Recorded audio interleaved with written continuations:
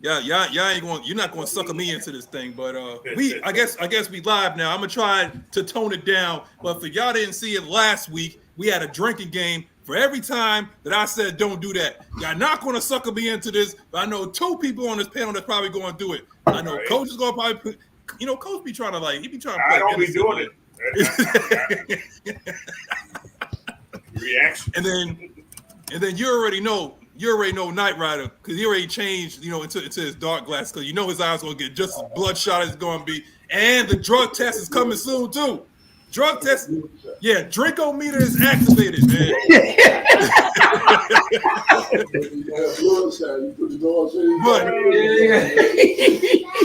But check this out, y'all.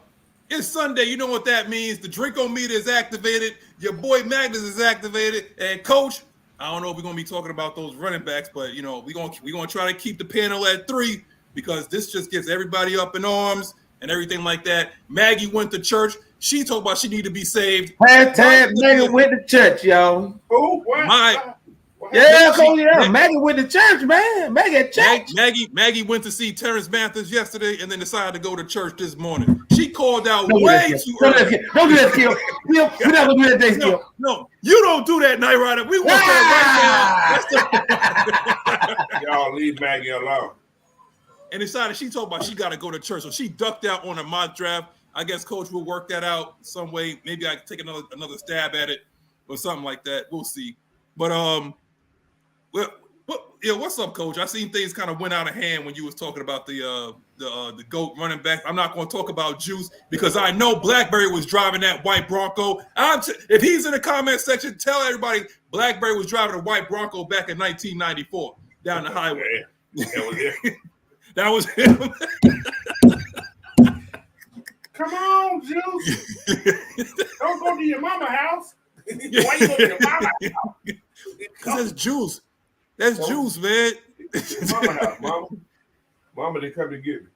Look, Coach, nobody was buying that white Bronco until old boy showed up, man. Hey, I guess they say the juice is loose.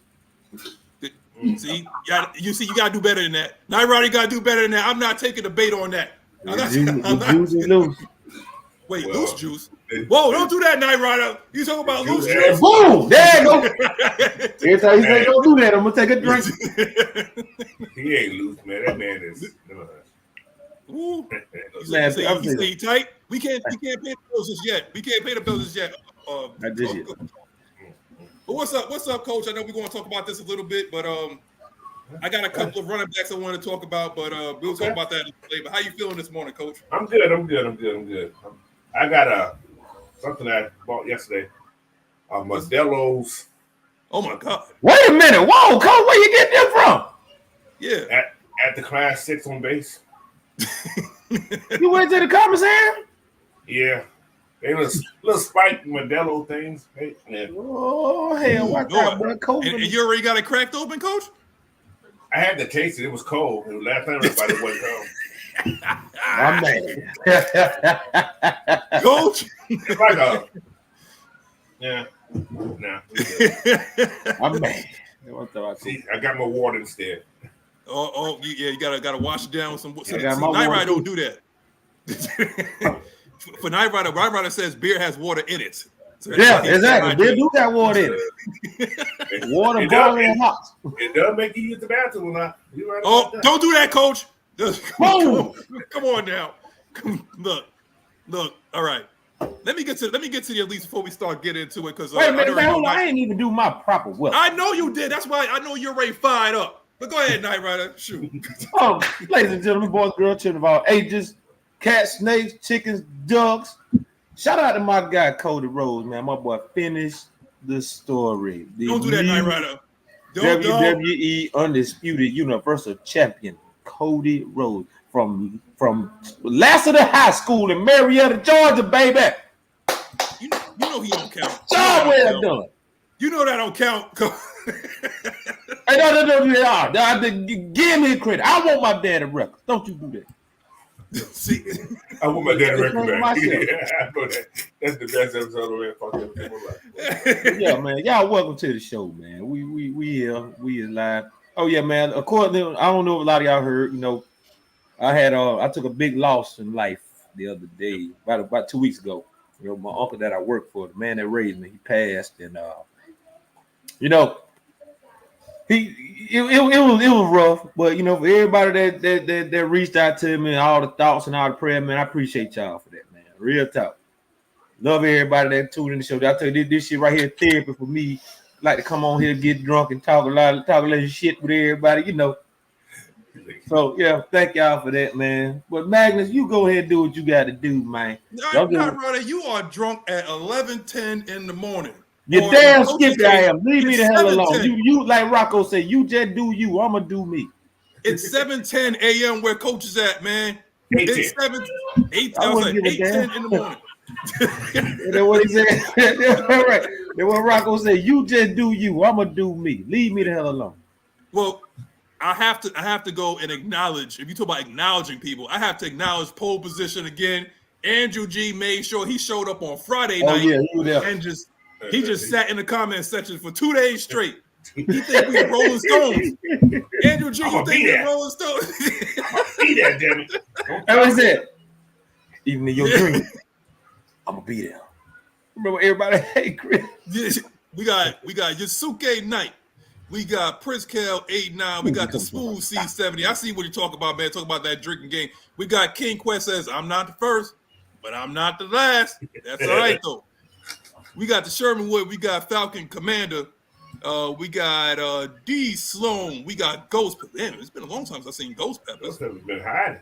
Yeah, Ghost been Ghost. Yeah, where the hell Ghost Peppers been at?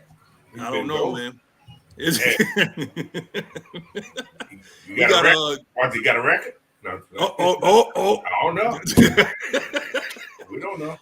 That's all right though. Next time goes before you get locked up, man. You gotta make sure you post bail, and we'll make sure that we try to all the super chat goes towards your bail. I don't know about the public defender. We can't get no don't do that public defender, bro. I litigate for him. Don't do that, coach. You get that public defender, boy. They sending your ass up shit creek without a paddle, boy. Exactly. They don't come in there with them baggy slacks on and all them papers. You going to jail. Ain't got no brief. Ain't got no brief. Got no hands.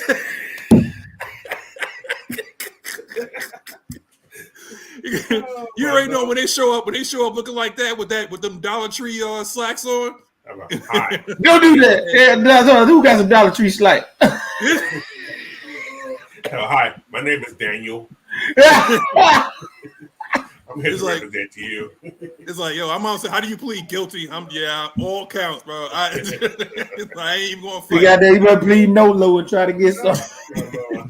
You better put that peanut butter in your ass, man. Whoa! Plead insanity. Plead insanity. I'm talking about. Don't do that, Nyght Ryder. Don't you do that, Nyght Ryder. I'm talking about trying to get insanity plea. Now putting peanut butter in your ass, man. Wow. He told you gonna choke. I'm gonna say something like that. I'm gonna say some shit on night. Oh, we gotta pause. Wait a minute. I'm woke down. If you talk about peanut butter, speaking of sauce, we got the A137 sauce right here, man. We got Terry Floyd, D. Coleman, we got Soya, we got Tracy Coleman. That sounds like a singer's name right there. Tracy Chapman. That's what I'm saying.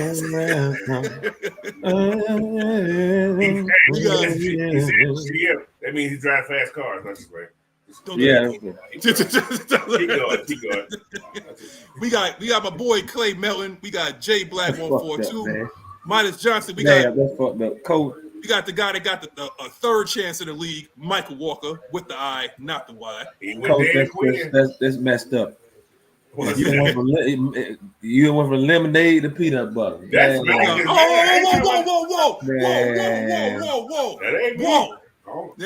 Maggie. I don't even need peanut butter, so you gotta worry about me, but no peanut butter. Lemonade and peanut butter. But man, this is bullshit. Listen, I'm trying to get y'all an insanity plea right there, man. I'm trying to get y'all to. Okay. I need to know. How you gonna go crazy? Now, so peanut butter in the ass. He acceptably how? I'm just curious. Because so this is what you do. You put the peanut butter and then you got to take it out, and then I guess you got to put it across your mouth and whatnot. This way you think you're crazy. That motherfucker just call you nasty as hell. He gonna see you damn a minute. He gonna just see you damn just being nasty. That's like, look, you ain't getting no sense. They gonna get your ass gonna put in jail for a long time. That's like getting assault. No Diddy. No Diddy. No Diddy. No Diddy, boy. You know what? Next time, they ain't one for damn. They ain't making it no better. They ain't making it no better. Freaking Smooth Seats about Manscaped. What's up, Anthony White, Rodney H. Wow. Andrew G says he's the most. You see what I'm saying? This is Andrew G right here, man. See, this is what I'm talking about. Loyalty to he is in the bloodline. Andrew G is in the bloodline right there. One finger for your boy Andrew G. One finger. Just whatever. Peanut butter jelly time. Where he at? Where he at? There they go. There they go. We got Wavy 2 times. Yo, we lost. I think we lost control over there, man. He said, y'all remember? He said, wait a minute, hold on. D Coleman already started, man. What if they have peanut allergies? Now that's murder and sodomy charges. That's what I'm saying. See now y'all going into semantics now. Ain't nobody. I'm down. I understand because I don't eat peanut butter. Look, I'm trying to get y'all. Look, when you know what? When in doubt, do not listen to my advice. I'm telling you right now. Don't listen to my lawyer advice, man. Hey, Smooth C, that it's rolling well, bro. It's rolling well. Yeah, you know, Coach ain't act right since he got that EV, man. I'm the same, brother. I just don't drive as much because it don't get no gas. I go to the gas station. I can't go get me no pop no more. $5 to fill his whole tank, man, and it lasts about 6 months. No, I wish it give me that thing gonna last about 6 minutes. Boy, you gonna get about good an hour down the road. You gotta recharge that motherfucker. No, bro. I go a whole week. A whole week, man. Yeah, come on. I know my partner got a Tesla. He be telling me about how he have to always charge that shit. He can get farther with a damn with a gas car. He must got no mileage. He must got the 180 miles. 80 miles. So. I don't know if it ain't got no gas. I don't want it. Cause Coach car don't. It said Coach car don't go vroom. It goes buzz. You know what? You're right. I ain't gonna lie to you, bro. It freaks me out because I be accelerating. You can feel the acceleration, but you can't hear it. Now that's the thing. Now if you riding a Tesla, bro, them Teslas sound like a spaceship. It's like, be humming like hell. Yeah, my car does too. It's like, but it's probably quiet as hell, man. Listen, I had this challenge. It's like a quiet. This little challenge to Charger car the other day. He thought he was gonna get me. I said, okay.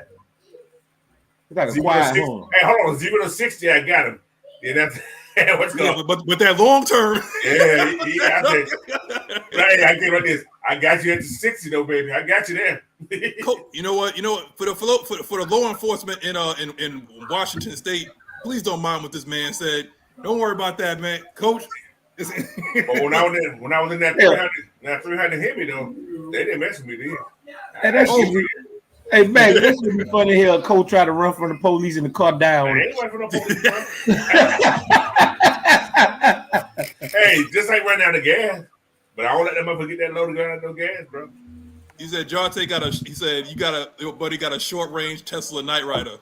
I don't know what kind of damn Tesla he got. The only time I remember riding that bitch when we went to the airport and go to DR last year.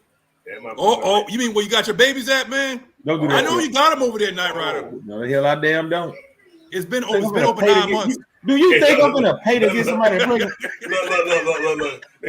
Welcome back, Daddy. Do you seriously think I'm gonna pay to get somebody pregnant? I'm gonna pay somebody $40 for a damn child. Man, you lost your goddamn mind. Don't do that, Nyght Ryder. Yeah, thank you. Boom. We got breaking news here, okay? Breaking news, y'all. Your boy Brandon Ayuk has requested a trade. Yeah, see that officially today. So far, the Baltimore Ravens and the Pittsburgh Steelers. Why Pittsburgh? I don't know. They like chaos with their wide receivers, but apparently Pittsburgh and Baltimore, the AFC North, is working hard to try to pull that man over there. The thing is, Brandon, are you ready for them problems? Because you know that in that the AFC North. If you compare the conferences to wrestling, the AFC North is ECW, bro. I got a question. There's no bloodbath over there, boy. How good was what's that boy name? The one hand catching boy from LSU. You talking about Beckham? Yeah. How good was he in Baltimore? Well. It's been listen. As long as Mark Andrews there. Listen, and the other tight end too. The other tight end came on too. John Harbaugh's the guy. It's gonna be a run game, tight end game. There it is. And a whole bunch of short wide receivers. Everybody 6 feet and under. Gonna go over there. Now, if we go to Baltimore, if you go to Pittsburgh, you have who? You got Deontay Johnson. No. Where's he gonna fit at? Oh, wait. We got Arthur Smith though, so he ain't gonna be able to use this. It's the Miss Pamela Johnson. What's up, man? I saw you, Miss PJ. Me and you agree that it's a certain somebody up in Cleveland is to go to running backs. Me and you actually agree. I saw you last time I was watching the playback, and me and you actually agree on that. But then, honestly, just like what Coach said, there is no wrong answer. It's all about preference. Every running back, every wide receiver, every quarterback that's either in the top 10 of all time, whatever, had something that they contributed to the game that you particularly probably liked or whatever like that. So there's no wrong answer. You can't convince anybody, It is what it is, Wait a minute. Andrew G said he had to fix a couple of chainsaws. He had a Texas Chainsaw Massacre. I know that. That's a killer right there. I heard the same thing you see. I know what chainsaw. Oh boy, listen, Andrew. Unless you work at the Home Depot, you got a lot of explaining to do, Andrew. I'm telling you right now, I need to know. Unless you tell me that you work for the Hills Have Eyes. Oh, he lived in West Virginia. Oh, don't do that. He could live in West Virginia. Cut down no trees and that. Oh, you talking about cutting down trees? Okay, I was thinking about something else. I'm like, I don't want Andy to be. Yeah, they kill that too a lot. I just don't want Andy to be the next Leatherface. Hey, there's a lot of there's a lot of mines in West Virginia. Okay, all right. He said you got 2.6 acres and some trees. Okay, all right, all right. That's what I'm talking about. So you can't see, Andrew. You can't just put that there. You got to explain yourself. I got questions. I gotta get those motherfuckers tonight. They coming to my neighborhood. Andrew G gonna slice them. Andrew G is in pole position and he's chopping people up. Don't mess with Andrew G. He gonna chainsaw your ass. That's what. Don't mess with that man right there. He fix him too. That means he can get rid of the blood. Yeah, that's right. It'll never rust up on you. Yeah, it'll never rust up. All that blood, but your blood get greasy sometimes. Oh my God! All right. All right. So he eat chicken that greasy. It's Corey said Andrew working for the mob. He said, "What? Hold on." He called stupid. He said, "I got 40 acres in a mule." That's what? Let's get back on track. Let's get back on track. All right, wait. Crazy. We got Juan in the house, man. Listen. If you need a massage, man, you gotta hit your boy, the therapist up, man. That's why they call him the therapist. He ain't giving out no pills, but he got them hands. Okay, just want to let you know, man. Those hands on you. Yeah, that's what I'm saying. Now, I'm sure he has females that he work with too. So if you don't want a guy touching you, like Andrew, your boy Juan got you covered. All right, see, there's your plug, Juan. All right, so let's move on. All right, there's something I was thinking about the other day, Coach, and they was talking about Raheem Morris's scheme and how he runs like a lot of zone blitzes and stuff like that. And so particularly we talk about one guy dropping, probably blitzing in another spot or in his place or whatever like that. Usually people that with their hand in the dirt or guys that you don't feel that would normally drop back in coverage. It could be a D lineman, it could be, like edge and then a corner blitz in the spot or whatever like that. So I came up with this question, Coach. Like, do you believe that Latu is still your play at 8? Or like, is he still like top on your board because he's not athletic in that sense to drop in coverage? So what do you think, Coach? Well, I still like him there, but not at 8. So I got to do that again. Not at 8. Yeah, that's true. Yeah. Well, if I'm looking for that edge, that's the first one I'm going to take. I'm going to take him over Verse, and I'm going to take him over. Verse can't drop either. Verse is just too big body to drop. Yeah, he's like 260, but Latu 267. Yeah, but Latu has. I think he has a better response, a better IQ. Okay. So I think he can drop. Like I said, because this is my thinking. I'm looking at this defense of these people that bring it in. They all have ties with Lake. Yeah. They all got ties with Lake. Yeah. Mm-hmm. So I think Latu, I ain't gonna say he's a lock-in, but I think he's the guy they're gonna want to get because Latu, he was productive when he was at Washington before he got that little neck injury. He is. He was productive. He's the most productive edge rusher over the course of time. Now you have guys that hit like my boy Jonah Ellis. He hit like 1 year. Right. Yeah, Dallas Turner. He hit 1 year. Right. But but Latu has been the most consistent. So if you're talking about like what do you want? Do you think it's somebody that's like a flash in the pan? Right. And does it carry over? Latu's skill set carries over because there's too much tape to lie to you. There's too So what is it? Plus there's another factor on this thing about Latu. A guy named John Tuma. Okay. The D-line coach, the assistant D-line coach for the Falcons, right? He came from the Chargers last year, right? Mm-hmm. He's the one, I ain't going to say he's the one that got Khalil Mack those 16 sacks where we had last year. But that was Khalil Mack's best season. Mm-hmm. So I mean, he had the talent, but he maximized it with that. But this guy right here, I ain't gonna say like I'm not saying he's responsible, but he was the D-line coach for that group. So, and another thing, he has ties with who? Who's the coach? He has ties with Lake. This coach has ties with Lake, and he also has not serious ties with Latu, but he is a Samoan guy. Here we go, Coach. I'm just putting 2 and 2 together, man. I think Latu. I was waiting on you. I was waiting. But here's the thing though. Like, Latu's not overrated. That's exactly. I don't like. Let's say like okay, you say like versus Oregon, fine. Okay, but there are some. Okay, if Marvin Harrison Jr. or even Caleb Williams had a bad game, right? Nobody has been really consistent over the course of 12 games. Well, what game did Caleb Williams had a bad game against? What, in Colorado? UCLA, right? So let's just say that he had a bad game against UCLA. But does that drop your value as to what he's going to project to the next level? No, it doesn't. No, hell no. It's not. Everybody has a bad game. Just like, why are we excited for Kirk Cousins? Are we looking at like his entire body of work or the fact that he never got the job done? It's his body of work that got us excited. Right. That he has a decent defense. He has weapons.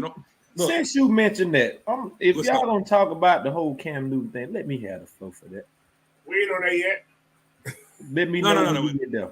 Cause boy, I got some shit to say. I got some things to get off my chest about that. Look, what's the name? Corey Gill said he was like, who else was on that UCLA D line other than Latu? That's true. And those Murphy boys. That's it. Yeah.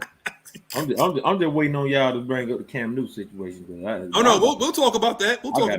I gotta give y'all a piece of my mind about that. Yeah, we'll talk about that. We'll definitely talk about that.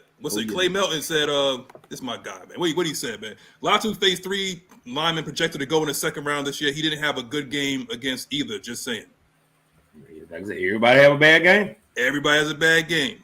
Now, are we talking about stacks? Are we talking about pressures? Like, what are we getting into? Like, what exactly are you guys?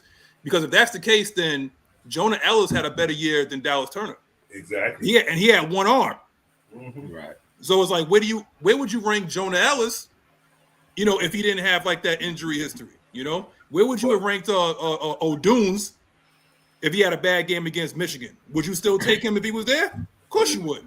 But it's kind of funny. Everybody loving Dallas Turner, but Dallas Turner, I'm gonna call him a one-trick pony.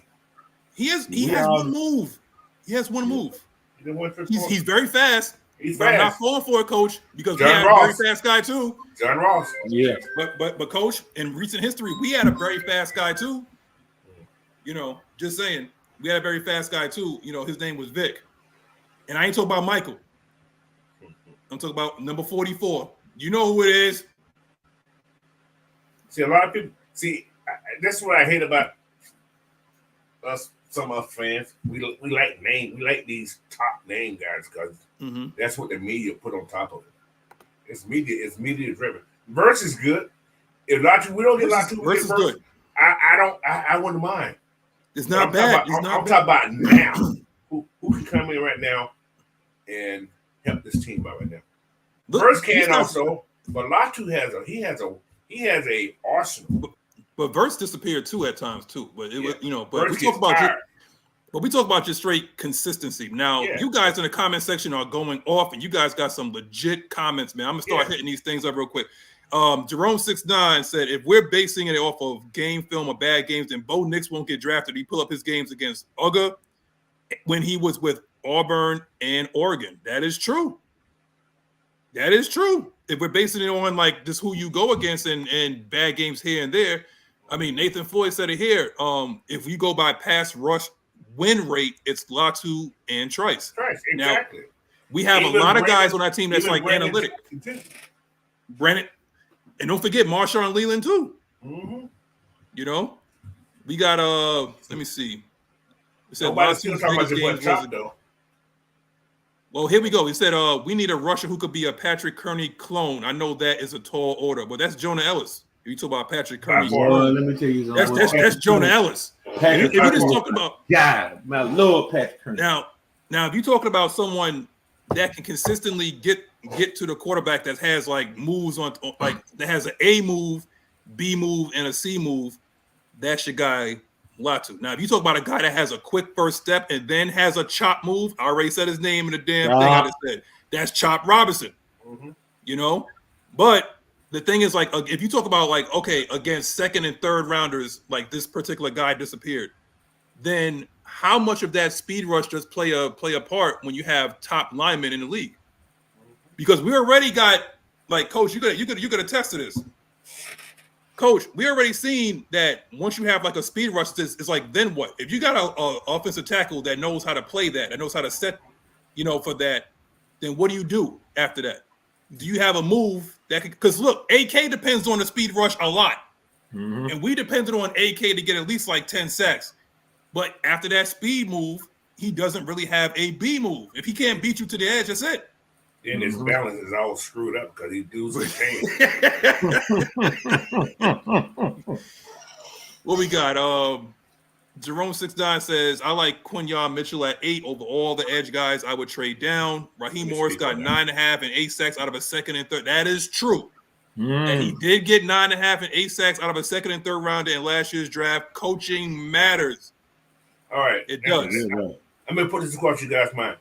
I do not see a cornerback in the first round. Wait, hold on.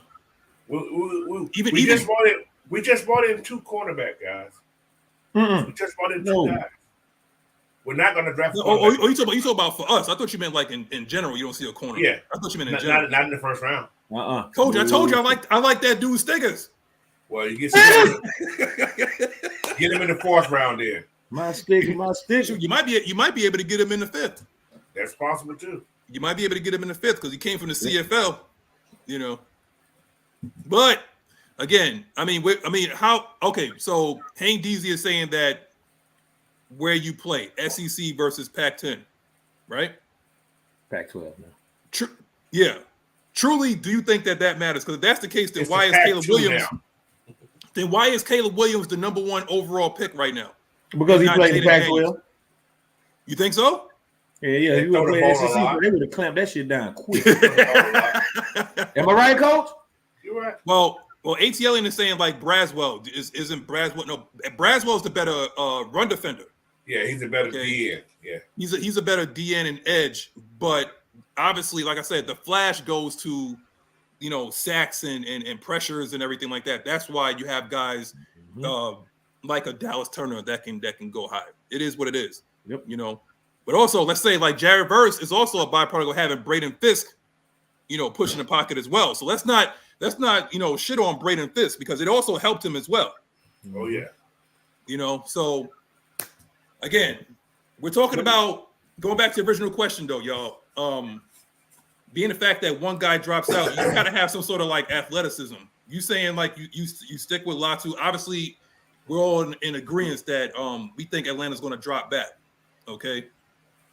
Can I speak on that too? Yes, sir. There was an article came out this morning about this tampering shit, right? Well, who's tampering? That you talking about us? That Kirk Cousins thing. Oh, come on, man. And you know who the steamrolling person that is? That's that Mike Florio, who is a Vikings fan. Man, Mike Florio just don't do that. Like don't do that, Mike. And like I said, Florio need to sit his ass down on the Florio. It's out there, and they're he's trying. He's a Vikings fan, so he wants that. Yeah, of course he do. However, the Vikings are butthurt though. That's what it is. Man, however, see my thing with that right there, Kirk Cousins wasn't going to be Sam with those guys. Like I said, he heard the offers, and the Atlanta offer was better. See, I don't think it's because that's the problem I hate with the NFL. If your person knows he's not going to that team, I understand the little tampering, whatever you want to call it. I don't consider that tampering. Tampering means they reached out to him. Right. But Kyle reached out to him. You can do it as player. He can do that. He can do that. Yeah, you can do that. Jesse Bates did it last year. He did. What they're trying to say is that Kyle was told by the team to do it. There's no, how you prove that? That's what I'm saying. That's what I'm saying. Right. So, right. If there was tampering, right, mm-hmm. that means the team should have reached out to him. Right. But Kurt said, this is what Kurt said. He reached out to them. Fine. I take a fine, but I don't see a tampering charge for it. But I wouldn't even take a fine. Like, how do you prove it? You can't prove it. Telephone calls. Don't do that, Coach. Unless you do Tom Brady and tear your phone up. Listen. Well, I understand. Y'all got to keep up with the drinker meter out there with me, y'all. Everybody in the comments, every time Maggie say don't do that, I say that's the only way you can That's the only way you can prove it is by the phone records. Yeah, but again, like phone records, Facebook messages, Instagram DMs, Twitter DMs, all that. Is that what we doing right now? Oh, because like he said, like we're going to aggressively address the quarterback situation. And 2 minutes into the damn free agency, like he was like, "Come on, like the legal tampering." Come on, man. Keyword legal. Hey, look. Anything is like so they won't get an advantage. They don't want to see Atlanta great. That's what it is. They don't. That's what it is. They don't want to see Atlanta great. It's like, oh shoot, like Atlanta could make the playoffs. You mean Black Hollywood? Things are changing in Black Hollywood. Yes, and yes. Everybody want to keep their traditional teams, like your Green Bays and your New Englands and your San Franciscos. There you go, Clay. Your Dallases and your Pittsburghs and shit. Atlanta never really just been one of those teams that people just took serious. No, because you got to have your top guys. If you're going to talk about a wrestling term, you got to have your top guys and you got to have your mid tier. Yeah, I feel like this. New England was one of those teams at one point that was irrelevant as hell. Why not us? What do you say? He was like, well, they did deflate those balls, Manscaped. You know they did. I know they did, and they did they taped the what you call it too. I don't even think what the hell does a deflated football have to do with anything? We played with deflated football all the time when we were kids. Better grip and catching ability, Manscaped. But yeah, if you can catch, you can catch. If you can't, you can't. No matter how damn much how deflated that ball is, no diddy. You ought to be able to do it. Here we go. You're my cheat, man. You just don't do Here that. we go. He said, "Trust me, y'all. Everyone laughed and spit juice, Manscaped, when I said we will draft Bijan. Ask Magnus. I said it way back in March last year that Bijan was a pick. Watch it be Mitchell this year. If it is, I'm gonna plug your business and you come on and say what you got to say. If it's Mitchell, but how do you guys right now? If what Terry said that he's comfortable with the roster, then how do you know it's not a D lineman? How do you know it's not Byron Murphy? How do you know it's not Jerzan Newton? I already told y'all we getting real long in the tooth, Manscaped at defensive lineman. Coach, if we stay at 8 and he's going BPA at 8 might be Byron Murphy. Do you skip on him? It could be Brock Bowers. Don't you do that, Coach. I'm talking. Look, Coach. Hold on. You said, don't know how to make him fight every time. You said best player available. Coach. Best player available too. I think Brock Bowers gonna be gone by 8 though. I think he's probably gonna go. I think he's going to the Chargers, man. If Brock Bowers is there, wide receiver. If Brock Bowers is there at 8, I think first of all, I think the Chargers are going to go O-line.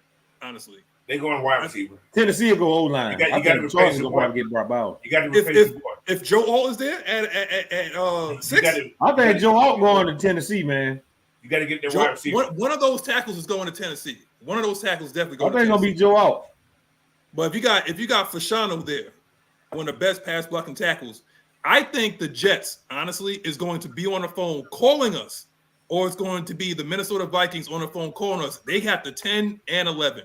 Minnesota has 11 and 23. Right. The Jets have number 10. 10, right. If Brock Bowers is there, the Jets are in a win now right now. And you see what happened with Buffalo. They already talk about we had our window. It's over with now. Yeah, what's his name? Aaron Rodgers never had a legit tight end ever ever. Well, why not pick up the who coach? Who?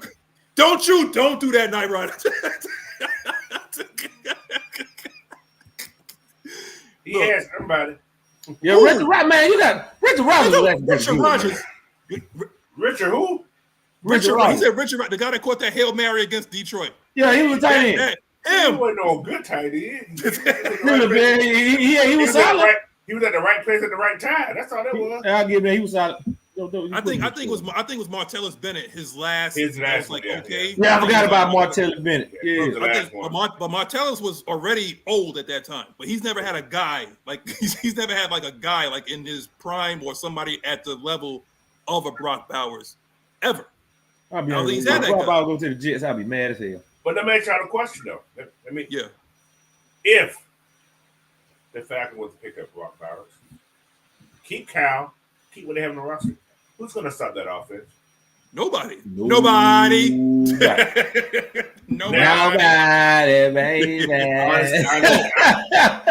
I understand what we're talking about.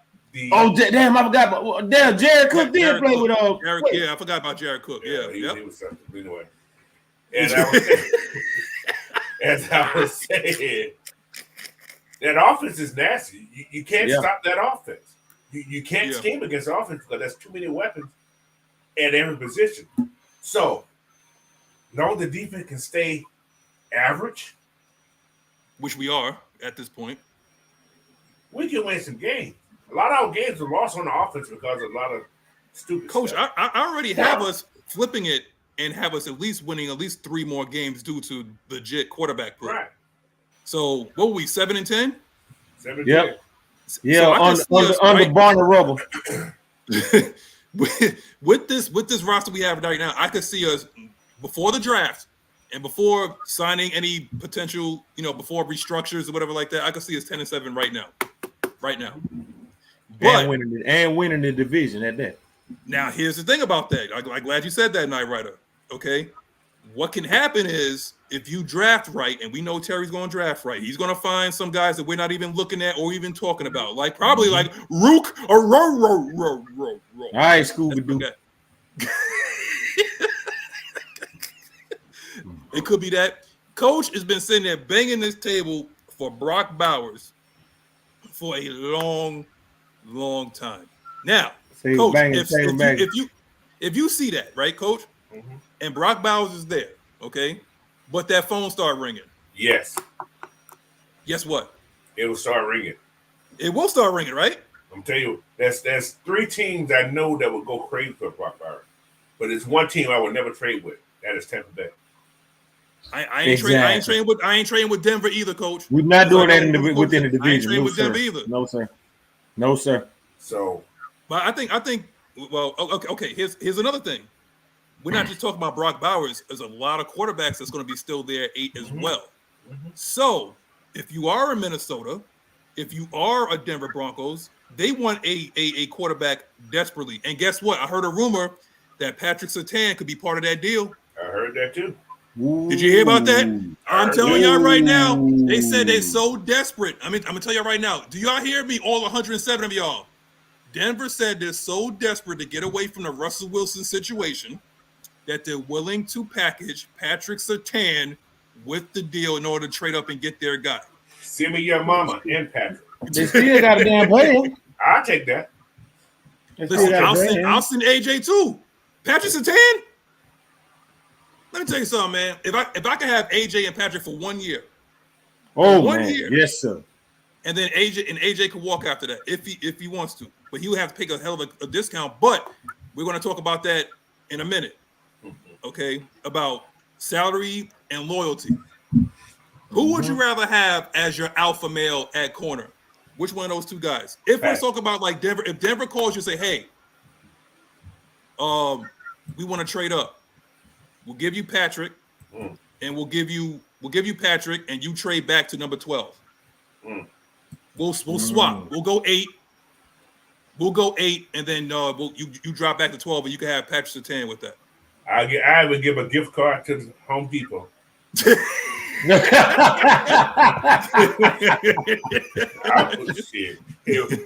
Go get you some free wood. and you know, Southside, I agree with Southside. He said them trading a young star cornerback and Surtain would be so stupid. Let them be and yes, there have been. Look, let's not think that all these general managers are geniuses. If that's the case, the Dallas Cowboys would have 3 Super Bowls added to the ones they already have. They would have 3 more, but they don't.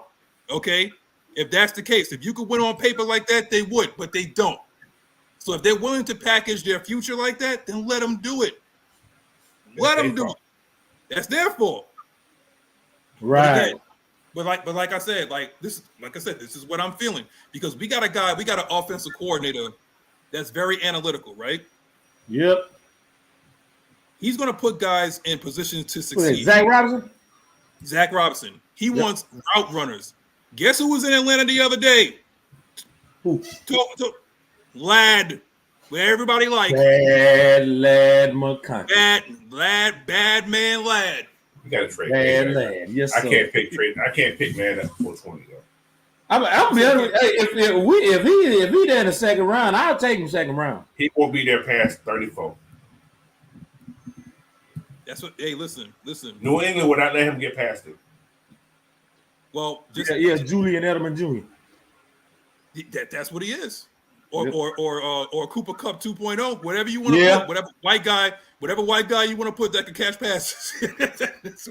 but again, we don't have to look at that because look what he did with Puka Nacua. Do you know what round Puka Nacua went in? Because I wasn't watching the draft. 6, I think, 5th to 6. I think it was 5th, I believe. And look what he did with that. Look what he did with that.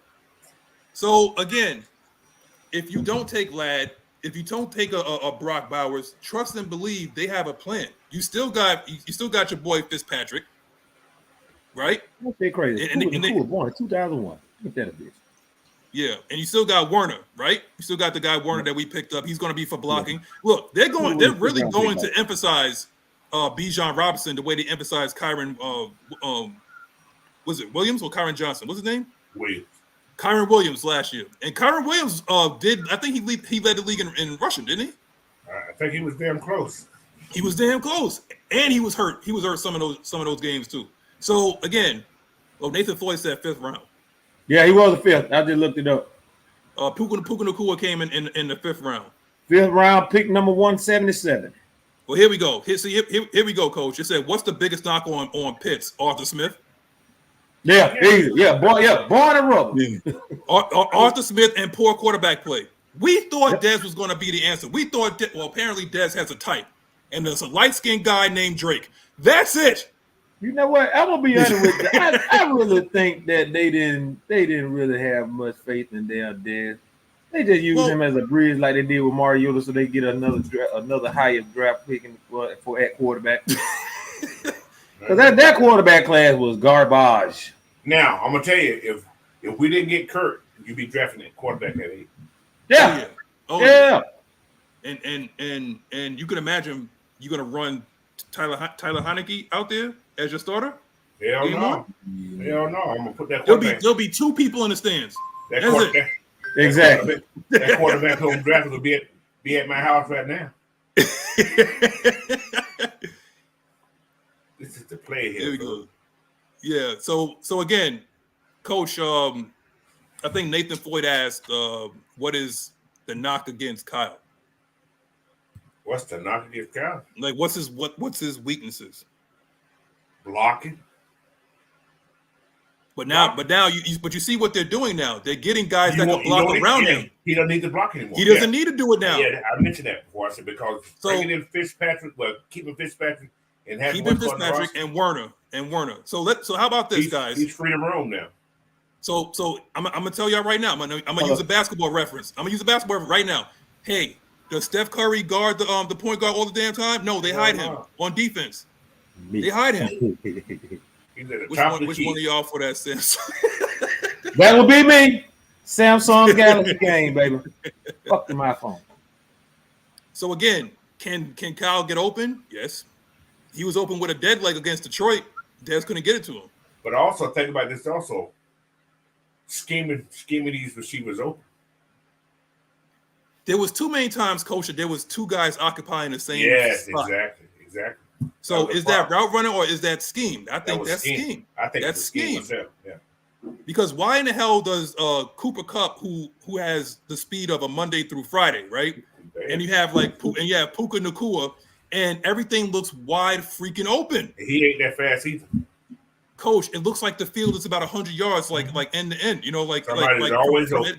Somebody's always open. Like, how does that happen? How does that happen with Detroit? Scheme, man. Well, how does that happen? It's with scheme. See, with Arthur Smith, I don't know. Maybe we was like, we looked at the fact that he was an offensive mind, and we thought that he would be able to scheme some things up. But what Arthur is Manscaped. He likes to do things cute. It's not about scheme with him. He does things cute to try to confuse the defense, but he doesn't use a lot of motion. There's not a lot of shifts or nothing like that. Everything else is like post snap. Yeah. It'll show exactly what you're looking at, and then everything happens like post snap. Yeah. So, here we go. Like Clay Melton said, it's a question right here. So are they going to cut Pitt snaps or move him outside more? I can see him moving towards like the slot. Well, I don't think you need to move him that way. Like instead of what they did last year. What they did last year.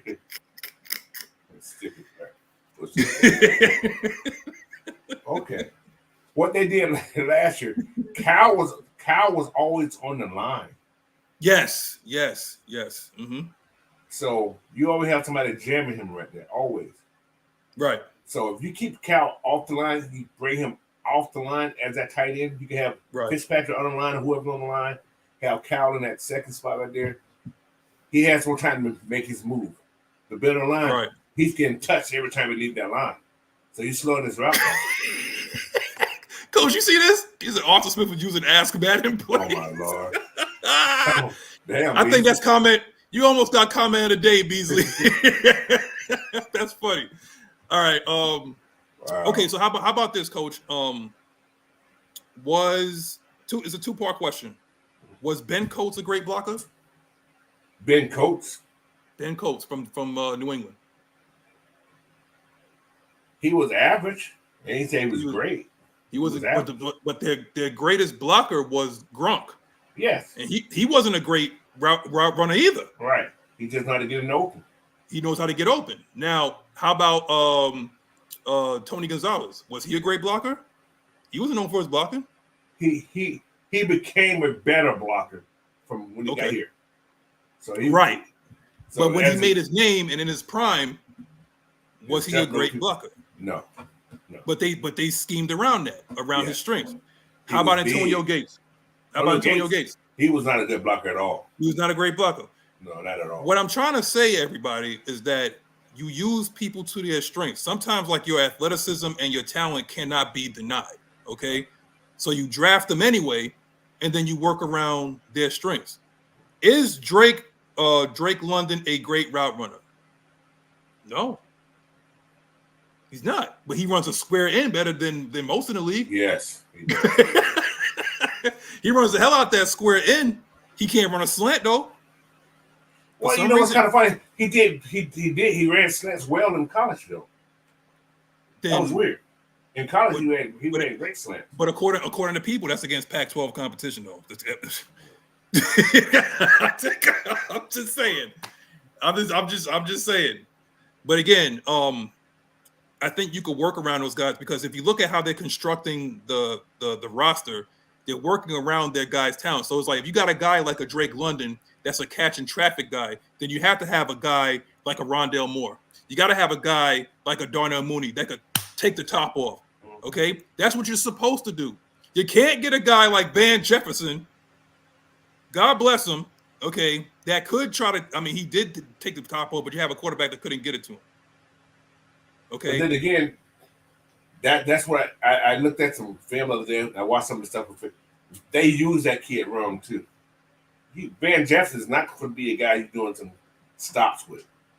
No, he's not. No hooks and curls. He's not a hooks and curl guy. He's not. a guy that's going to take. And what they should have. I ain't an offensive guy. Let him go. Everything underneath should have been pitched. Underneath, Kyle should be the one doing those curls and those outs. Mm-hmm. As a tight end, that's what he should be doing. Or he doing seam route. I mean, he can run post too. Yeah. I mean, I still remember that play against Buffalo. Like, he can run those routes. Let's feel deep. but you got to get the quarterback. Like you said, got to get the quarterback who can get it to him like that. Though. And what did they do, Coach? They went out and got one of the best deep ball throwing quarterbacks in the league right now. Mm-hmm. And they put him behind a top 5 offensive line too. Yeah.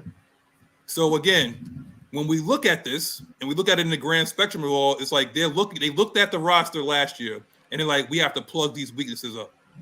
Well, they did that. They did that. So now you're in a position of power at 8. Okay? Where you can kind of like just do exactly what you want. He said Corey Gill said, I bet Zach Robinson saying we're going was dumb as hell running his offense. But I think it was Andrew G that said it, that he wanted to like Arthur Smith. I think we all did.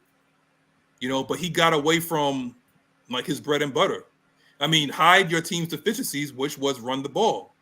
But once he got Bijan, he was like he wanted to, I guess, show off. But it's kind of funny. You think about the staff that he had, right? He brought in guys that was not established. A couple guys were. But he brought in guys that, like, I ain't gonna call them yes man, but a lot of these guys first time jobs. You know what I'm saying? True.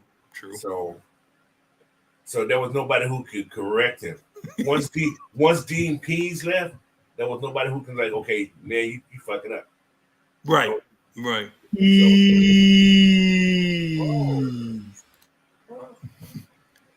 Okay. So, was it Clay Mountain? What did Clay? Well, here we go. It says GA says yes, we did until he didn't replace Mariota when he should have. Well, they thought they replaced him with Dez. See, that's a problem. That's why I hate when everybody say that about they didn't replace him with Dez. You guys still doing the same thing. What if the same thing happened with Dez? You still gonna be complaining about something. Like I say, Dez was a 3rd round pick for a reason. Right. I'm not sure it was Terry. I don't know who decision it was to draft Dez. I don't know. I don't think that was Terry though. He was drafted, right? So he was drafted in the 3rd round. I bet you was born a rebel. But somebody said it was somebody said it was from the family.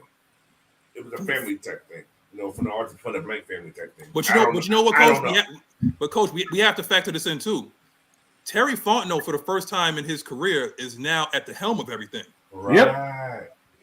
So if just like to your point, like you just said, maybe Terry was trying to push against, like, hey, I don't know about this guy Dez. You know, like I went to go see him, and there's something there. But if we're talking about heir apparent, he might be a backup.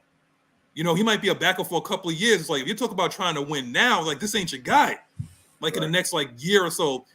But again, if somebody up top, you know, El Presidente, you know who he is, probably said like draft him anyway.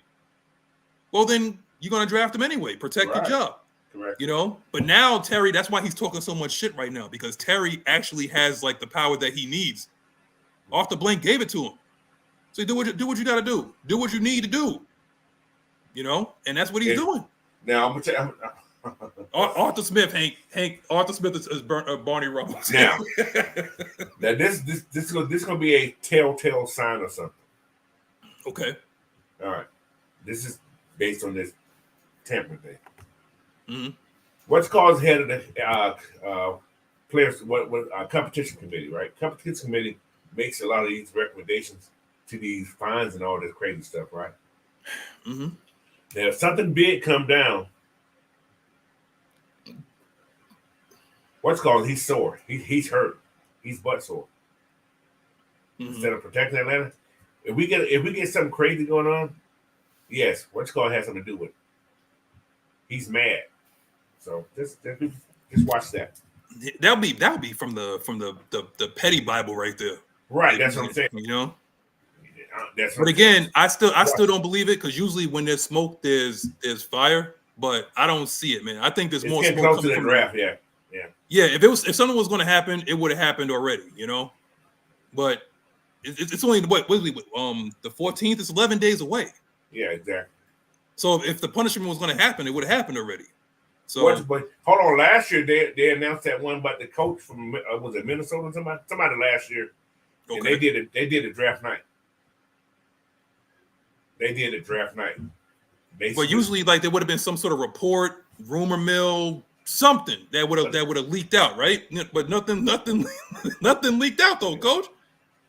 Well, you know, it was already said. You know what I'm saying? It's been said, and if they're investigating right now, they're investigating. They ain't gonna tell you about the investigation of the NFL. They're like almost like the CIA to a degree coming out of shit. You don't know shit gonna come down to it happens with the NFL. Yeah. So. But I think you're right, Southside. Yeah, the whole their butt hurt up there because they got Darnold as quarterback. So that's what it is. But I don't think it's not Minnesota that's doing it though. That's the thing. No. I'm just saying, like, they trying to keep the ball. You know what the media's job is supposed to do. Right. They try to keep a story that's not a story as a story. Yeah. You know, put that on your T-shirt. Well, we got Clay Melton. Before we move on to the next topic. It says, do we think the offense or defense needs more improvement to win a championship? Well, that was my question. They damn sure they did. Well, yeah, they went over that yesterday. Make sure to subscribe to Coach's channel. Like, he brings out some fire content and some non-sports content during the week. So tune in for that. You know what I'm saying? You know, he got his like his couch moment. You know, when you sit on the couch, you got to talk about your problems and things like that. He comes up with these topics. So be sure you support him. And like, share, and subscribe. Now, do we think the offense or defense needs more improvement to win? Well, they actively addressed problems on the offense because Raheem Morris said that I wouldn't be here if it was for shit quarterback play. Take that, Dez. Yeah. So he's like, thank you for bringing me home, Dez. But I think consistency is the reason why we didn't make the playoffs last year. Consistency is the reason why we didn't win the division the past 2 years, because it's been a pretty much like a shit division. Consistency is the reason why guys' numbers aren't what they are supposed to be. Consistency is the reason why a lot of people are down on Kyle Pitts. When consistency was the reason why Kyle Pitts almost broke Mike Ditka's record in his rookie year. Like when they had ice. So, to answer your question, Clay, I particularly think that if you get consistency, you can see what they saw in Kyle coming out. what they saw in Drake coming out, what they see in Mooney when they signed him, what they saw in Rondell Moore when they traded for him for a box of annihilators and whatnot, what they seen with Bijan. You know, like if you have like that threat at quarterback, that's someone that could see the defense and audible out and make his checks at the line. Dez couldn't do that. One thing I can say, you know what, Coach? One thing I can say about Dez is Dez was very predictable. That one game where he changed his cadence is when he had like all those false starts, not false starts, all those encroachment penalties, and it looked like he was in command of the offense, and then he totally just went away from that like the weeks after that. I think he had boo-boo problems. He had boo-boo. Oh Lord, Bernard, we ain't getting into that. Okay, we're not doing that. All right, we ain't talking about shoulda, woulda, coulda. All we gonna do is like what the guy said. This fool is talking about that motherfucker again. We still like we already went past that. Get over that dude, right? He is not gonna be your baby dad. So again, because if they thought so much of him, they would have built around him. But they building around him to put another black quarterback there. Whether it's Jaden or whether it's Caleb, it's going to be somebody else that's going to be opening up that field. I don't know. Did they name the field that they're going to next year? Who, Minnesota? Or they still going to be playing it? No, Chicago. It's going to be called Fearless Fields.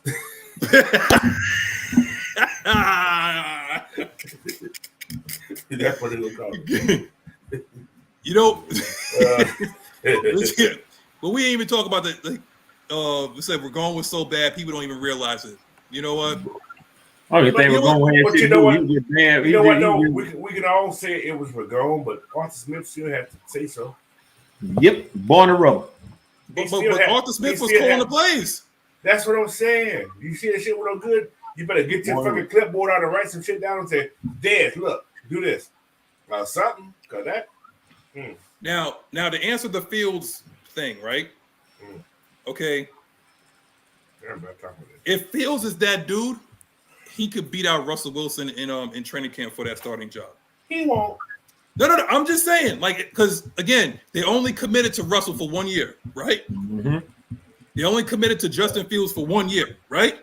So again, if he's that dude, go out and beat him in training camp. It's just that simple. It's just that simple. Now, if we don't wish to look, you can't wish the worst for Arthur Smith, Moody. You want to know why? Because he's going to get the worst. He already got Deontay Johnson and that other crackhead at wide receiver that's going to give him a whole bunch of headaches. Good luck. You better not, don't you dare call Jordan. Hold on. You better not, don't you talk about Jordan. No, don't you do that, Nyght Ryder. Boom, got it. So now I'm going to let you guys know. Arthur Smith has Fields now. All right? Mm-hmm. Let's see what they do with Fields if he has an opportunity. Because he's not going to beat out Russell. That's true. No. That's true. So if anything, he's going to sit behind Russell. Hold on now. Right, this is what I want you guys to think about this. Now, Arthur Smith has Fields. If Fields fuck up in his offense, then what you going to say? Exactly. Oh, my bad. Deontay Johnson's in Carolina. There we go. He left. Yeah, he left. Yeah, okay. Appreciate that, Nathan in Southside. But, okay. So here we go with this, right? We're talking about this particular thing here. Loyalty and the salary cap. Jake Grady and a possible. Now, I see two in there. We gotta have it. Are we playing Trump, Joker? I'm Coach. Coach, I'm just saying. I'm just saying right there. Loyalty and a salary cap. I put two there. That's that has high salary implications, and a possible is a particular guy wearing number 24. Yep, 24. Oh, okay. Yeah, 24. No T. We ain't talking about TI 24 either. No, we not. Well, so you got to restructure it. It's loyalty and the salary cap. Now, is Jake tradable? I don't know, man. You know, Jake ain't no spring not this chicken. year. Hell no. Jake gonna retire. Jake gonna retire Falcon, bro. Jake will never retire. Yeah, the Matthew boy don't know how to retire. They don't know what the hell retirement means. Right now we got 5.7 million. At salary cap, right? Right. That we got left, right? Yes. Now I got some restructuring numbers first. Okay. If we were to restructure Jake, we'll pick up 9.5 mil.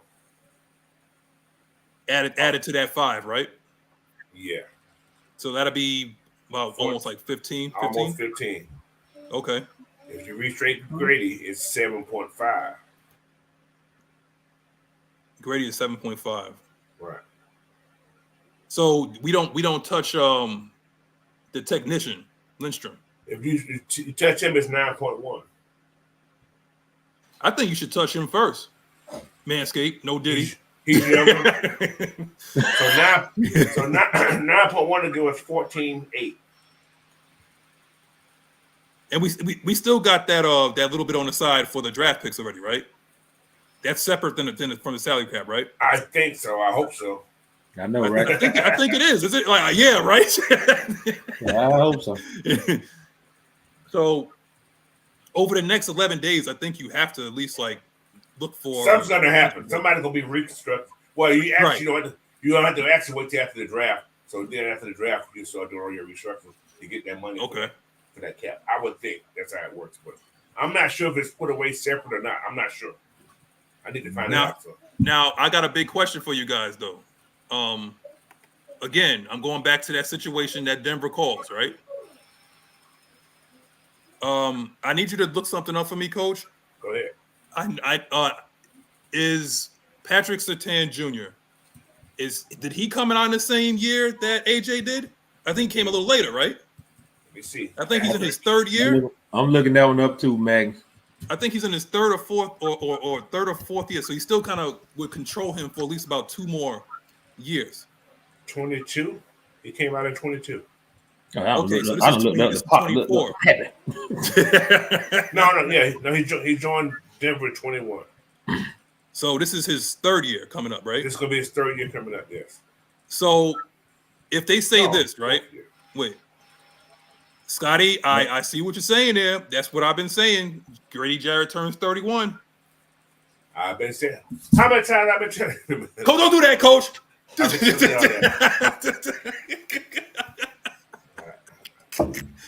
Like Grady. Where we at on the drinking meter, y'all? Now, I don't know. Somebody was keeping the numbers last week. I forgot who it was. But great expensive.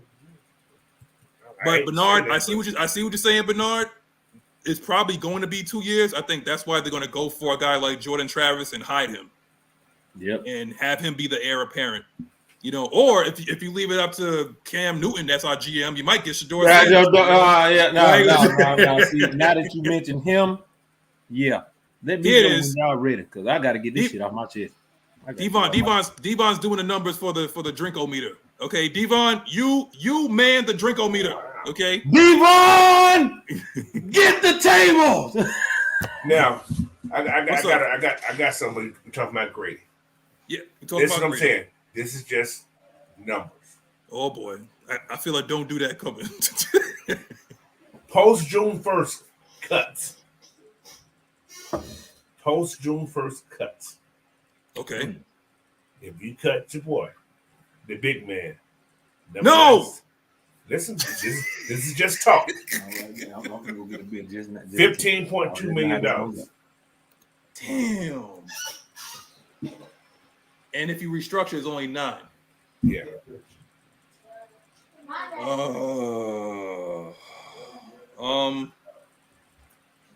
See, we can get money from a lot of spots, guys.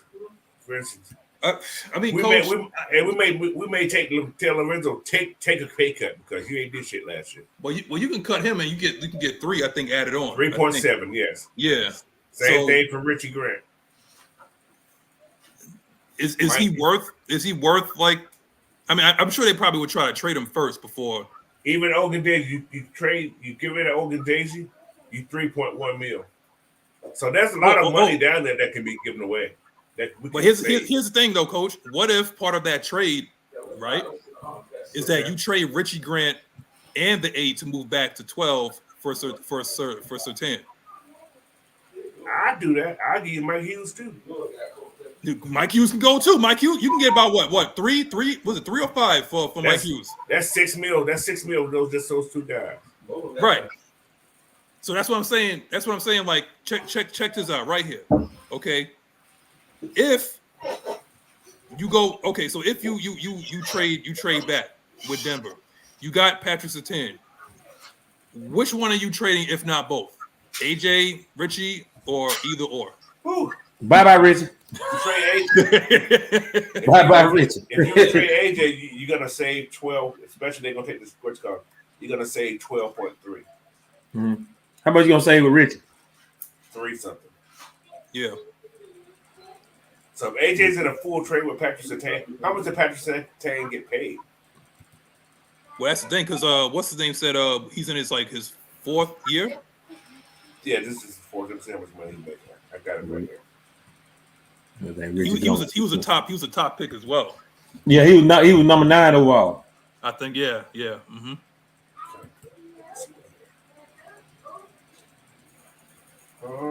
Oh, that's not bad. 6.9, 6 point something. Yeah, $6 million. His whole total value of his contract was $20 million, but this year you only pay him $6 million. And then you still got the 5th year option, right? You got that 5th year option.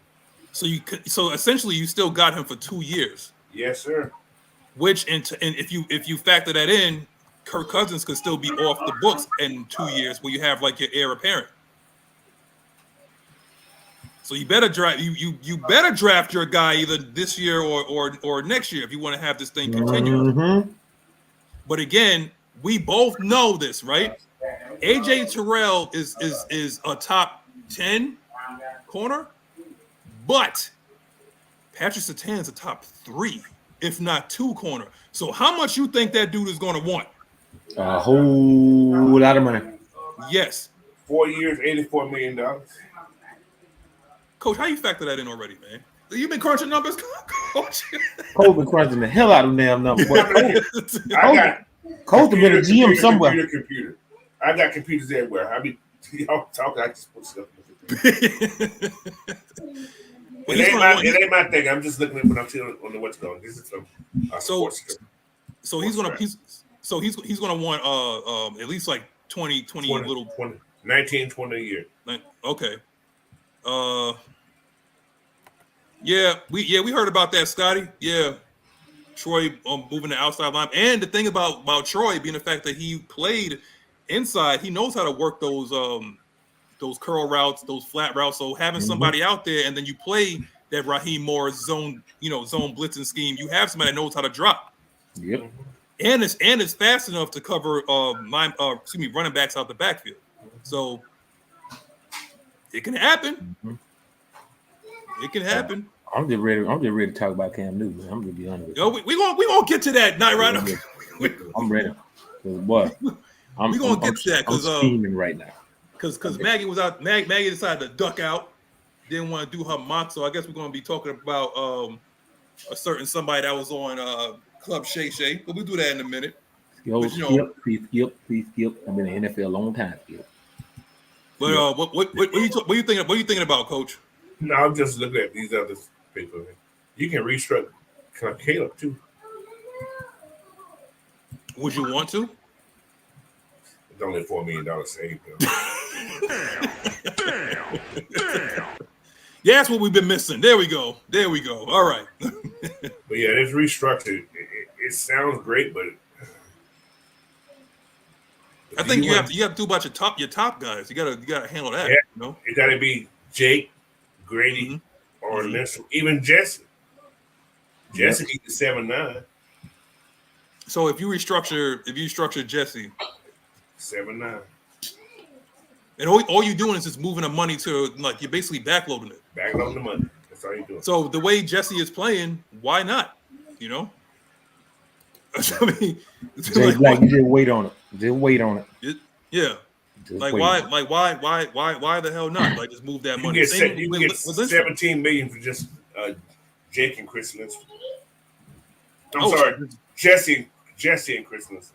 Add it, and you can add that to the 5, and now you add 22. I mean, the only thing is like you're just gonna have to get a lot of mid-tier, veterans is gonna come on like the minimum, and I guess that's how you fill your roster out. Terry does great with that though. That's the thing. He does. He does. So if you can get guys like that can come in and contribute, or you can get guys that you can draft, because it's just like you guys said last night. What was the night before? One of those two. He found Lamon as an undrafted, so he could find guys that could play. Yeah. He definitely could find guys that could play. Nathan Floyd said, I think they should he could go for someone like Javon Foster in the draft. He could replace McGarry now. Why? I don't know about now. Gary. I don't know about. But Gary is not that problem. He's not a big problem. People don't realize McGarry supposed to have a person that chipped a lot of these times. McGarry gave up 3 sacks maybe 4 last year. Yeah, that's not bad. That's not bad. I mean, him and Lindstrom play well off of each other though. But I think they don't like McGarry because his name Big Country. So I don't know. But McGarry was actually when he was in high school. He was a defensive lineman, wasn't he? He was a defensive lineman. And he played basketball. That's why he does so well moving forward and run blocking. Exactly. But again, I think our weakness on this line, honestly, Coach, I think it's at center. And old Dahlman. Like Dahlman kills me because of the fact that we can't put Kirk Cousins in that position for him to like reach down. No, I'm talking about just reach down. God forbid, first of all, I think we could say goodbye to the pistol formation. Oh yeah, we're going straight shotgun, baby. Yeah, we're going straight shotgun. Yeah, we need no pistols. We need shotguns now. And maybe he's better in the shotgun. Yes. Maybe he's better in the shotgun than the pistol. The pistol's a short snap because you don't want to overdo it. You don't want to underdo it. Mm-hmm. He always had the problem. He was underdoing it. So in a shotgun, you got a distance. You got to get the ball back there. And it probably works better for him in the shotgun. So we don't know that until we see it. So I mean, okay, so I'm gonna call you Oru. Okay, he said the Falcons need pass blockers. Our run blocking is excellent enough. Well, Lindstrom and Jake is our pass blockers, and ideally, Dolman does well. No, well, I'm gonna say he does average. He gave up one pass sack last year. Yeah. Bergeron did pretty good, honestly. Oh yeah. Yeah. For a rookie, he did pretty damn good. Now, I think the scheme put us in a lot of unsavory situations and whatnot, and our quarterback didn't know where to go with the ball because let's not forget that there were guys also running open on a couple of times, and he did not see them. And Dez would run into sacks. So I mean, there were guys that were open at times, and just throw the goddamn ball out of bounds. All they gotta do, throw away. Yeah. So Jay Diaz, what's up, brother, man? Caleb's pass protection got a lot better late in the season. I don't know what fans have been watching. That's true. They haven't been watching. It's more hate. He's like more. It's more hate than watching what the hell's going on. So nobody's really watching. They watching it. Oh man, no, that ain't his fault. Maybe Kyle Pitts should have chipped the damn man. Don't do that, coach. We got Werner for that. We got yeah. So hey, we got Fitzpatrick for that. But Kirk will get the ball out a lot faster and on time. Yes, he will. Hold on, wait a minute. Whoa. Now, see, I think we at least said 9. I think I said it like 9 times already. No, you fired already. That man said 1. No, you don't. Say what? Say it. Don't do that. You don't say it about no. It's more than that, bro. It was? Oh, okay. It's more than 10. So you know what? Let's just put a round number. Let's just put 10. Let's start at 10 right now. And then it might have been more than 10, but we'll do that. You don't have how many sins have you had? More than 10? Yeah, about I don't know. But Nyght Ryder wasn't sipping though. Nyght Ryder wasn't sipping. He wasn't sipping. He was swigging. He wasn't sipping though. He was swigging. He had a swig. Now, Oru says, I remember that Detroit game, how they D-line destroyed the Falcons O-line. That's because they wanted to damn pass the ball every freaking down. They didn't even want to attempt to even run the ball. I remember that. I remember that. And like they didn't even want to attempt to try to like be consistent and running the ball. They only worked on conditioning in that game. They didn't work on no play. They was out there running suicides. It was all conditioning. Sideline. Coach, you remember them? Sideline. You know what's crazy though, y'all, is that they took what was the name of that dude from Bama that they took, that running back? Jameer Gibbs. They took Jameer Gibbs and they ran him the way we should have ran Bijan in that game. Yep. Consistently and effectively. And we chose not to do it. We chose to pass the ball. That shit was Arthur Smith trying to prove a point to people that Desmond Ritter could pass, and he got away from the shit. Or he was setting the kid up for failure. Oh God. Yeah. Where's my Law and Order thing, man? You gotta do that Law and Order joint, man. Could have been. So Corey Gear says he wouldn't do nothing to the line but add Jake's potential replacement. So basically, that's the possible. Yeah. Jake's backup is the but here's the thing though. Why not? You have also the ability to move Bergeron back to his original spot. Exactly. If you want to. And you got Gwen and you got Newsel. Bad news. That's bad news right there, man. Newsel can play. He can play guard. I'm afraid I've got some bad news. Yeah, Bernard Wright, you are right. You're right. Bad play call and get your quarterback sacked and killed. And killed. And Dez got killed a lot. Maybe he was a little concussed. We didn't know. Don't do that, coach. I don't know. Yeah, like just like Corey, I'm telling you, man, Bergeron was a people mover. He was a monster. He's a bad man. And Tara Moody. Hey, hold on. Wait a minute. Arthur Smith had a Kyle Shanahan vibe without the Shanahan brain. If I only had a brain. Yeah. Wait, he was the 10 man. The 10 man was a heart. Yeah. Scarecrow. Michael Jackson, man. That's the Wiz, coach. Come on. Michael Jackson needs the brain and the Wiz. That's the Wiz, coach. I know. That's what I'm saying. Wizard that's the same thing. Man, it ain't the same thing, coach. Don't do that. Don't do that, coach. It's just the black version.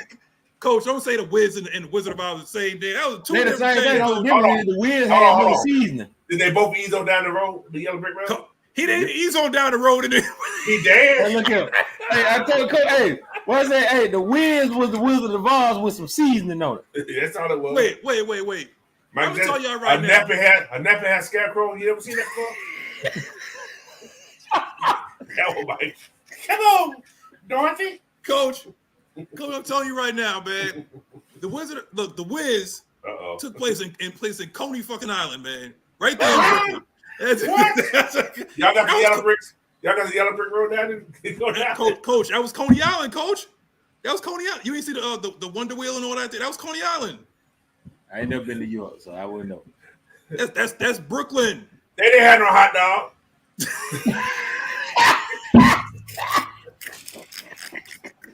What? Oh my God! Hold on, though. The Wiz was in New York, though, coach. It was in New York. She didn't go far there. You gotta tell him she went from Baltimore to New York. She took all that time. Coach, that was the black version, man. Ain't no tornadoes in New York like that. Coach, that was the black version, man. You can't. Why they have a tornado? Why they have a tornado? You asked me why they had a tornado. You said, "Hey, you from New York? You ought to know." We had an earthquake, man. We had no tornado. You had a shaker. You never. Yeah, that's how it was. Somebody just should take it out. They were probably Donald Trump 40 because he's like, damn, I'm gonna go to jail. You know what? But somebody in the comment section freaking researched that. Was that New York in the Wiz? I'm looking it up right now because you said it. I'm looking it up. I'm looking that up, bro. Oh my God, man. So we got off. Can I please talk about Cam Newton right now? Oh my God. All right, go ahead, man. Go ahead, man. Wait, whoa. Itching? You talking about itching? Yeah, I gotta pay the bills first, though, man. Go ahead. It was filmed there. Ladies and gentlemen, boys and girls, children of all ages, this portion of the show is brought to you by Manscaped, the premier product for male grooming. Y'all know it's springtime now. You know all the allergies and pollen is all that is coming out and all that shit. But hey, look here. You can't talk about the birds and the bees if you don't take care of your needs. So you make sure you tell them people, you talk to them people at Manscaped, go on the website. You can put on the code AFM. You will receive 20% off your order, and you get free shipping. Y'all know we love free shit. I love free shit. Coach love free shit. Magnus damn so love free shit. Y'all check them out, man. Make sure you tell them Nyght Ryder sent you. Remember, you trim it down, she won't fry. So keep it clean, so it won't be mean. Manscaped. But I'm finna let it whip Junior Flip because I gotta get something off my mind right now. I gotta get something off my chest. Go ahead, man. I posted on Facebook the other day that Cam Newton was a hater. Everybody and their mama came to me telling me something. He's telling the truth.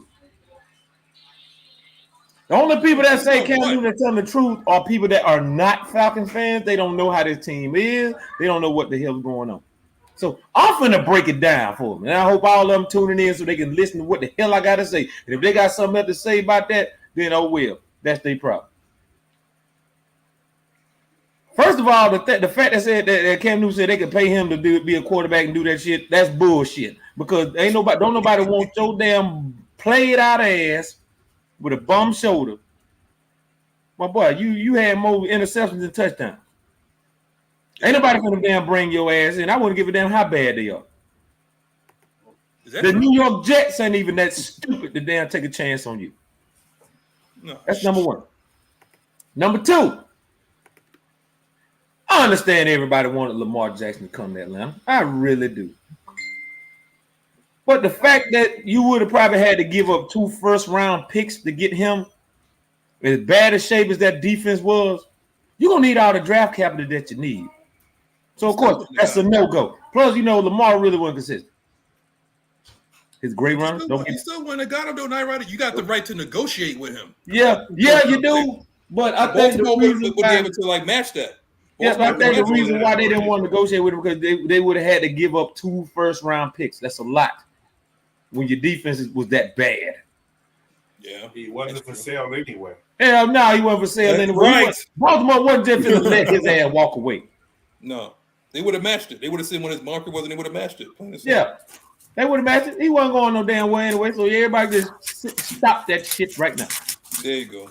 When it comes to Justin Fields, it's a bargaining chip. Justin Fields was basically Desmond Ritter 2.0. Oh, don't do that. Don't do that, Nyght Ryder. Oh, see, I'm glad I made it say He better than Dez now. Come on now.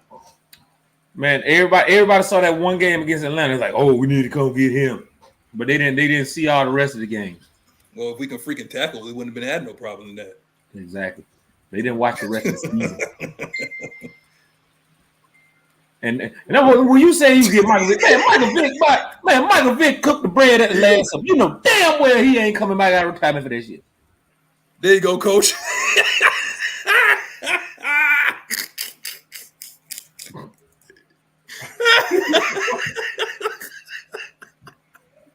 But anyway, Ghost Peppers for the win. Cam Newton. Ghost Peppers always come through with a win, boy. Cam Newton is just hating on. Well, yeah, man, that's why I say I feel like Cam Newton was just bitter. That's all it is. Yeah, he bitter. Yeah, that we never went and got him. We never went and got him. Nobody wanted you. Do you realize shit? Desmond Ritter had a better damn year last year than Cam Newton had his last year playing. That was for New England, right? It's so bad. And when he went back to Carolina, Desmond Ritter had a better season than Cam Newton did. Cam Newton is played out because those kids beat him up. Played out. He got beat up by some kids, so I'm good. Played out. But you sitting up here on Club Shay trying to damn cry. You want to be Cat Williams. That shit had my blood boiling so bad. Ever since Cat Williams did that thing, everybody wants to go in there and try everybody to want to go outdo there. what he did. They're trying to everybody. Cam Newton asked they're trying to find some way to be relevant again. Well, guess what? I hope they see that. I Cut hope fucking hair. sees that. Cut that hair. Take that big ass hair out.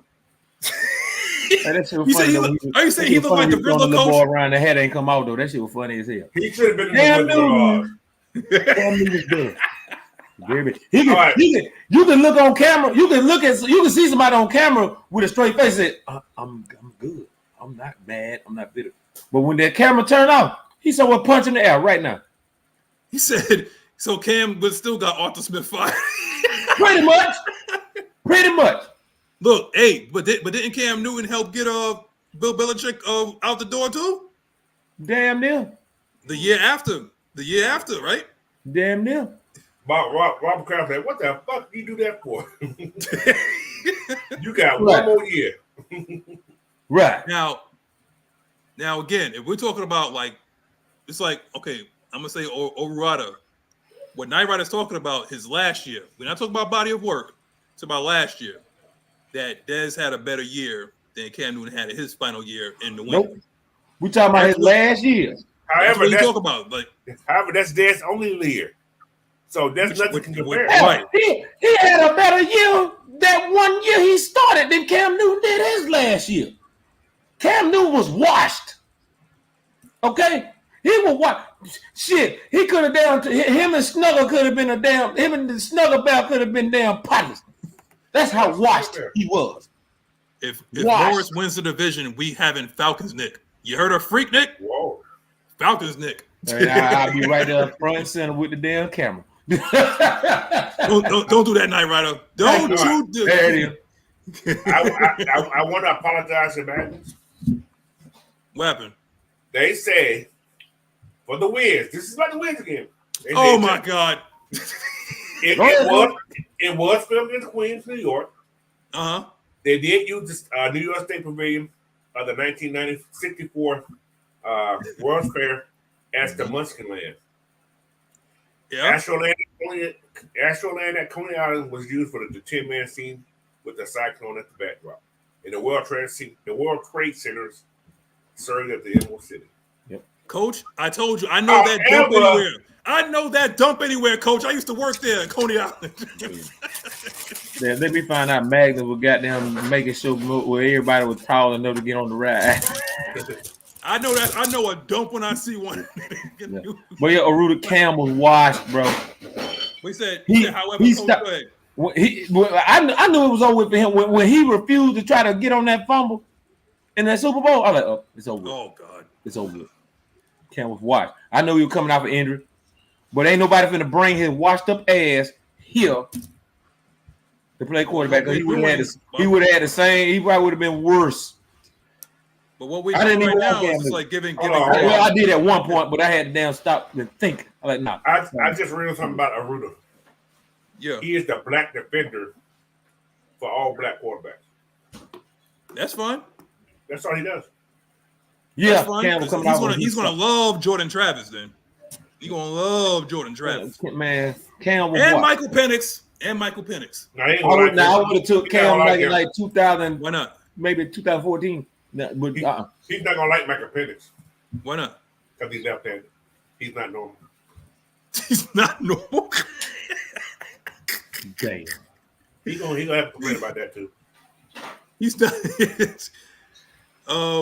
Either way, Cam was still washed. It wouldn't have been no damn better. Cam was full of shit. He went from sugar to shit just that quick. Went from sugar to shit. Y'all remember that? When y'all hear that, don't nobody be taking my damn line. Yeah, he went from sugar to shit. Sugar to shit. Oh, Bernard Rice says I've been following Ritter for a while. Since undefeated into the playoffs against Alabama, Ritter will play well with the Cardinals when he gets his chance. Well, I mean, he got Super Mario playing quarterback right now.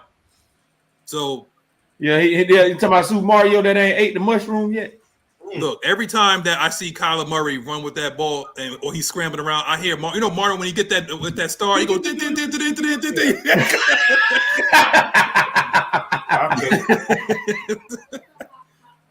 Tell me, man, that dude's serious on Call of Duty though. As soon as Kyler Murray hit the end zone, he got to pick tunnel 1, 2, or 3. Yeah. Every time he score a touchdown, you hear that when Mario get on that flag. That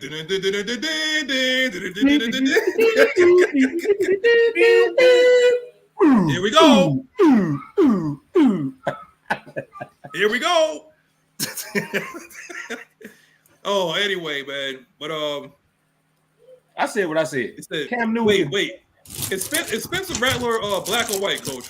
Or is he just tan? He's something. He's clear. He is considered by dictionary African American, I think. Yeah. He almost got the same skin tone as Daz. Yeah. That's what I'm saying. I was getting ready to say that. I was getting ready to say that. Can I say this one thing about the Cam Newton thing? And this is going to be the end of the argument for that. Cam Newton can kiss a porcupine's ass. What? Damn, man. He can kiss a porcupine's ass. Thank you. It made his mouth will be stuck because at the need to lock his head. Cam Newton can kiss a porcupine's ass. And that's how I'm going to leave it at that. He just sit his ass down. You know what? We ain't going to talk about guys that ain't playing no more. Okay? Exactly. That's why I said we're going to refocus. He kiss a porcupine's ass and we're going to move on. Nathan Floyd said he likes Penix, but I have a feeling we find out he as an undrafted free agent. Oh, you talking about that guy from Tulane? Anybody. I think they're gonna bring probably 2 quarterbacks in that's undrafted. And those guys better out to be the third string guy. That's what I do. So you still think that we're gonna do the thing about Jordan Travis, or we're just gonna skip on that? If Jordan Travis there in the 4th round, I think they may take a flyer. If they got what they needed, the first 3 picks, like the first, second, and that first, third, is Jordan there, and that second, third round pick, that's a chance they may take a flyer on. Or Spencer Rattler, guys. Don't count Spencer. Yeah, big time on Spencer. You know what the problem is, man. Just because he have a visor, like Mahomes, don't mean he play like Mahomes. I understand it, but they said that they want guys that's like elite processors, right? Yep. How about a guy that's coming out of college? You want somebody that's like at least average to good processor, right? Is that him? That lefty? No. I'm talking about Spencer. Yeah. I think he's a decent processor because he went from Oklahoma. He lost his shot to Caleb Williams. And went to South Carolina. Mm-hmm. He got his ass thrashed by Georgia. And he was thrown to Xavier Legette. Mm-hmm. I mean, Xavier Legette got a chance to be a first round pick. Wait. Don't do that, coach. He got a first chance. Round pick. He got a chance. Look, coach, the only X-Man that's going in the first round is Worthy. He better not. What do you mean he better not? Wait, coach, I'm telling you right now, coach. He probably will go in the first round, and he's probably going to Kansas City because Rasheed Rice don't know how to slow down. Literally, he don't know how to slow down. You don't want to put speed on speed. That's speed on speed. Say it, Magnus. Come on. I ain't saying it. I'm not saying it. I ain't giving you the satisfaction. Say it, Magnus. I ain't giving you the satisfaction. I know Coach tried to bait me into that. He tried to bait me into that. I don't think we're the first round pick. Hey, somebody said Magnus sits down when he pees. What the fuck? What? I was trying to get to say don't do that. I'm about to say that's a pause. That ain't no don't do that. That's a pause. Hey, there you go. He said it. Like, what the fuck? Yeah, that's a manscape. What the fuck? But no, I don't think I'm trying to get to say don't do that. I need to be another drink at the time. Well, they had John Ross. John Ross was the first round pick. He ran. And you see what the hell John Ross did? He was just a fast ass nothing. Well, hold up, wait a minute. Catch though. Well, wait a minute. Cacao, hello. Hey, it's nothing. He said he knows you. He could in college. He was good in college. John Ross was good in college. In Washington, right? In Washington, right? Yep. Oh boy. Guess who he played with? Oh boy. Cincinnati Bengals. Who he played with? Russ? Not Russ. He played with Andy Dalton. No, in Washington. No. In Washington. He played with the guy that we just brought in the quarterback. He played with him. Late was the defensive. What, Jay Locker? No, he had it wasn't Locker. Heineke.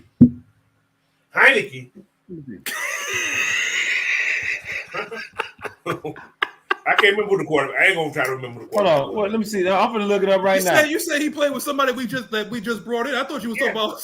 No, I'm gonna look it up right now. I'm gonna look it up right now. What's the quarterback game we just brought in? Oh, the corner. The corner we just brought in. Oh, okay. He played with Dez, I think. Yeah, Damon Duke over there with him too, I think. Oh yeah, True was there with him. I think True was there with him. Yeah. Can you imagine, Coach, that Desmond Trufant got more picks than AJ? I can see it. Dez was more aggressive. Let's see the roster. I'm looking at the roster right now. Because Dez was but he was he a cover 2 or was he a 3 corner? Yeah, I think he in Washington. I think he played more of the zone 2. Yeah, zone 2. Yeah, I figured that. Who drafted him? Was it what's the name, or was it Dan Quinn? Mike Smith?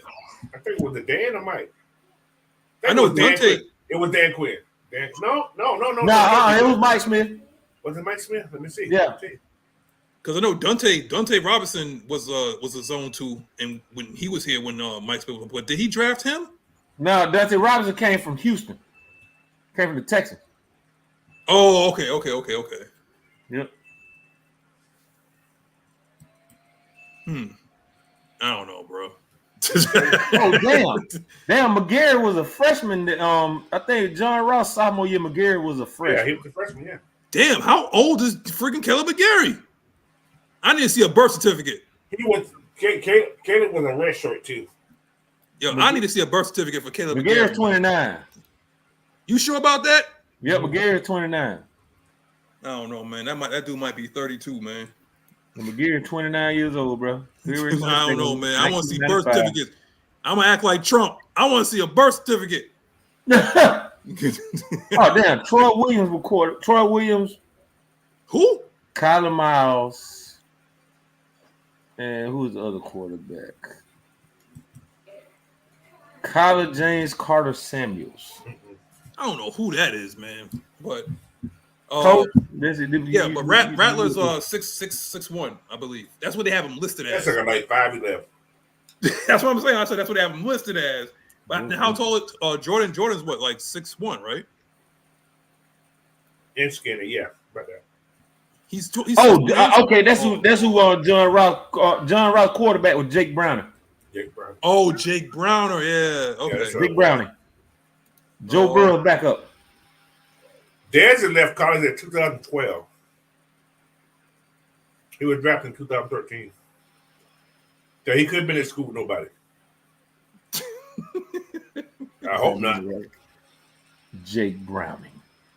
Oh, you know who his head coach was, right, Maggie? You know who his head coach was at the time, right? Who's that? Chris Peterson. Mm-hmm. Don't do that. Wow.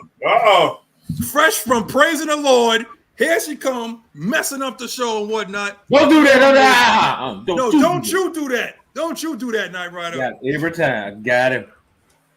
Oh, no. That's right. See how she said that she ducking and then she leaves and whatnot? That's what she do. Yeah, man. You in the church or you getting something to eat? What, church over with? You know you got to go downstairs and get yourself a plate. You got to go get something. While y'all bullshit, I need to call my mama, tell her to bring me back a plate because they got choir anniversary today. Don't do that, Knight Rider. They got that real church's chicken. They said they had the quarterback. What's the name? Nathan Floyd said they had a quarterback. Yeah, put the headphones in, put them in. Okay? I couldn't hear, and there's music playing in the background. You know, ain't no music. I don't hear nothing. Okay, you about to hear it. You're about to hear it. Nothing. Ain't nobody hear nothing, Maggie. Ain't nobody hear nothing. There you go. There you go. Talk about you over here praising the Lord and all that kind of stuff. Maggie's drunk, y'all. I'm nowhere. I'm drinking tea. She drunk off the Lord, y'all. But no, it was a beautiful service, and I'm sorry I couldn't do the mock draft, but you know, it is what it is, you guys. I didn't dodge you though. I didn't dodge you. Nope, I ain't believing it. She waited till 7 o'clock in the morning to call out sick. Who do you think you are? Me? Why anybody calling out a damn? You sit your ass down. You don't wait till 7 o'clock to call out, man. You ain't Magnus. Only I got that down to a science. I had to put in my my absentee notice. You know, Miss Pam was ready for it. She was gonna help me out and everything. Pam. Hey, you know that doctor's excuse. I got you, girl. You remember that doctor's excuse back in the day, man? Just want to say some love. I don't want to get fired, and YouTube saying y'all playing too much in your background. We appreciate you, Magnus. We love you. No. Oh, please stop it. Okay? Because I know the election is getting ready to come up and whatnot. You trying to run for something. I know all this has to do with it because Coach screwed me. You talking about you trying to trade me. Wait, what? No, did it? I don't know what I did. What I do? No, did it? Okay. Wait a minute. Devon said, I praise the Lord too, Magnus. Don't you do that. Don't you do that, Devon. Hey, Devon, get the table. My boy. You know what? I'm gonna say it right now though. The pictures came out good. You know, happy for little man. I'm happy for him and all that. But he's tired. So I want you to tell me right now, since you here, okay? You tell me who's your first pick, and then you could go. Go get yourself a plate after this. Who's your first pick? My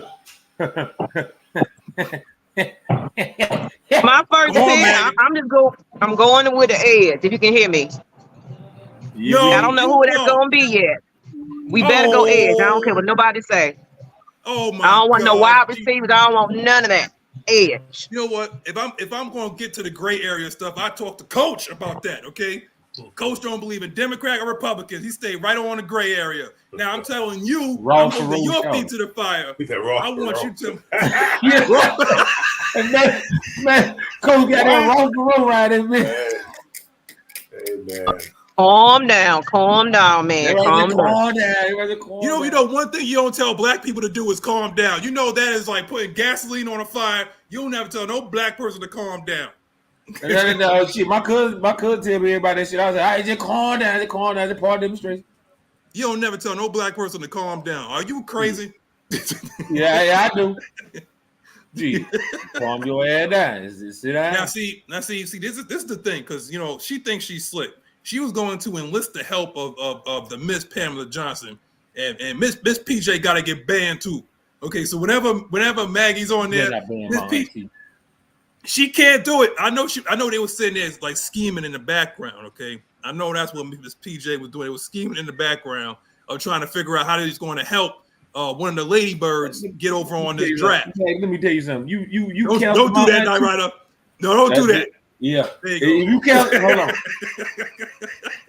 Yeah, I'm trying to ban people, Jay Black. You know that. You trying to ban my auntie. I'm do like Ludacris said in one of the songs, I'll cut your Achilles tendon and put a sock in your mouth. What the hell? Yeah, you keep playing with my auntie you want to. I cut your Achilles tendon and put a sock in your mouth. He's gonna cut you. He's gonna cut you. You leave auntie alone. You know what? He got bigger problems because he got all them babies in the DR. So if you're gonna sit there and pray for somebody, you should have prayed for Nyght Ryder. He got all them babies in the DR because you know what he was going off on. All right, well, hey, I'm gonna pull a Nelly Ruckus on your ass. I'm gonna cut the hell out your ass. Now don't do that.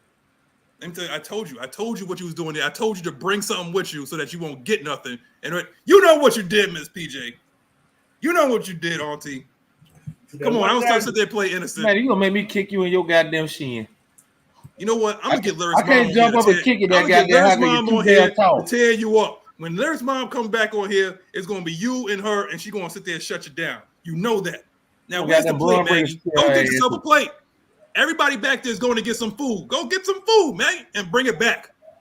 I want to see what they get. See you later. Who made a potato salad? Who made a potato salad? And it better have no damn raisins in it either. They got mellow mushroom. They got whole grapes. Who that is? I know that is who I think it is. Wait, is that K-Styles? I No, know they who I think it is. that's my that's their uncle. That's my best friend's uncle. What's on? What happened with the player? Player in front of him and laugh. What's going on with that? There you Yeah, go. man. Yeah. Now you gotta We get waiting on the Lisa. She late. No. You gotta go. But we Get about to away drink before and the eat food and gone. be married. Ain't nothing wrong with that. I don't be waiting on food. I be drinking too. No, you gotta go get the food before it's all gone, man. People running out of there too. She better hurry up. No, we drinking first. Oh Lord. And my sister's calling me. All right. So, Coach, what was we saying? You confirmed the fact that the Wiz was indeed filmed in New York City. Yeah, I told you, man. That's World fair. So why would a tornado was needed? I don't know. It just took her over one borough. That's all. Yeah, that's what I'm saying. We're gonna ease down the road. You ain't going nowhere. Yeah. You ain't going down the road. You ain't went nowhere. She ain't go nowhere. So you just crossed the bridge. No, don't do that, Coach. Took a whole week to cross the bridge. All right. So we're gonna do Q&A right now. Get your questions in there. We already know Clay Melton beats everybody. If we're talking about Andrew G, his pole position for being on the show, Clay Melton be straight with the questions as soon as he gets them. So put your questions in there, and we'll be able to answer them. What's it? Nathan Floyd said Turner, Latu verse at 8, and CB at 43. You could actually wait even longer than that. I ain't on one, Devon. Stop it. Lassiter, Melton, or Rekistraw. I mean, like I said, they could get that dude Stiggers, who has actually pro experience. You see what happened when we go to the CFL? We got D offered, so don't be surprised if we don't wait and do that too. Anyway, yeah. So get y'all questions out, Coach. You usually have a question. I'm actually surprised you didn't have a question today. Normally you do. No, I'm just listening to everybody in this chat. They're crazy. They're all crazy. You know what? I'm about to ban 115 people, man. Is that possible? Damn. Here we go. I do got one question. Okay, cool. Cooper DeJean, or whatever his damn name is. Oh, Lord, I heard what you called him though. Cooper the Cup. Yeah, the Cup. Yeah, I don't know where the hell I got that name from. However, he's fallen in a lot of drafts. If he really. Yeah. You know what it is? Because he's not melanated. If he's at 8, do you pick him up? No, not at 8. No. Okay. I mean, but he is versatile though. God, yeah, he's versatile. He can play safety. You can move him anywhere. Yeah. Slot. Now, we know Keon Mitchell have had a great after the season. Highlights. Senior Bowl was great. So on and so on. Combine was good for him. Is that because he's on that spotlight? Because if you look at his game film, was he doing the same thing? Wait, you said Quinion? I mean, but that's the knock on people who say like, well, it's his competition, but but when he was lined up against top tier guys down in the Senior Bowl, he did his thing. So that's it. Okay. Good point. Is that a 1 week wonder? Because you trying to get, because these guys these guys go to these Senior Bowls, Pro Bowls, and all kind of shit like that. They look good for that one game. Then they come, for instance, Tack McKinley. Oh God! Had a great Senior Bowl. Yeah, but he had a shitty career. But he didn't have the coaching to bring it out of him. I mean, but he did. If you talk about numbers wise, he led our team in sacks one year. I was about to say that, like, if you talk about numbers, but the tape, he could have played better than what his numbers had. Correct. Because all he did was just bull rush his way into like 7 sacks. That's what I'm saying. Don't take my word, Midas. Talk about JD said he's not ruling out Rome at 8. Please, I we wouldn't can't either. take. Don't do that, Coach. Oh my God! Listen, if we take another wide receiver in the top 10, this draft will be stupid. Oh my God! we take another offensive guy at 8. We don't need a wide receiver though. No, I'm saying, but if look, oh, it's gonna be so. Look, I'm saying right now, I like, and I'm moving on this. I like Byron Murphy at 8. Jonah Ellis at 43. Okay, I can feel that heat. In the third, I would take either Stiggers or Jordan Travis. Yeah, we have 2 3s, right? We got 2 3s, yeah. We got 2 3. So both. You can actually trade back into the second round if you choose to. Ooh. You could choose that, and if you want to double up, if you want to double up on edge, you can do that. But I really like Byron Murphy. The more I look at him, or even Jersey, I mean, like they're like 1-2, 1A and 1B. Those you two can guys. trade AJ in the third and go back into the second round. Damn, AJ really been taking some heat on this. On this take. I'm just, that's how this trade stuff works, man. They be doing some creative shit. So, but here's the thing, though, Coach, is if we talk about like BPA, that's like what JD is saying. If you put Byron Murphy and Latu and Dallas Turner, who's BPA at that point? Latu, who? Turner if you put Latu, Turner, I guess you want to put Verse, and you have Byron Murphy. If you listen to the naysayers of the media, you're gonna say Turner. Well, the media doesn't know how to look at tape. The only person I know is like Brian Baldinger. That's the only guy I trust in terms of like looking at tape. But yeah, you're gonna say for me personally, I'm gonna say best player available. I'm gonna say Latu. But you can get Latu later though. Latu's not gonna pass 20. But that's what I mean, like later. Like if you talk about 8, you're not going to get a. Yeah, I won't pick neither one of those guys up at 8. I would. If you get a defensive lineman, like the top tier defensive lineman right now is probably Newton and Murphy. Tavondre Sweat drank his way into a 3rd round pick. I can drive fast though.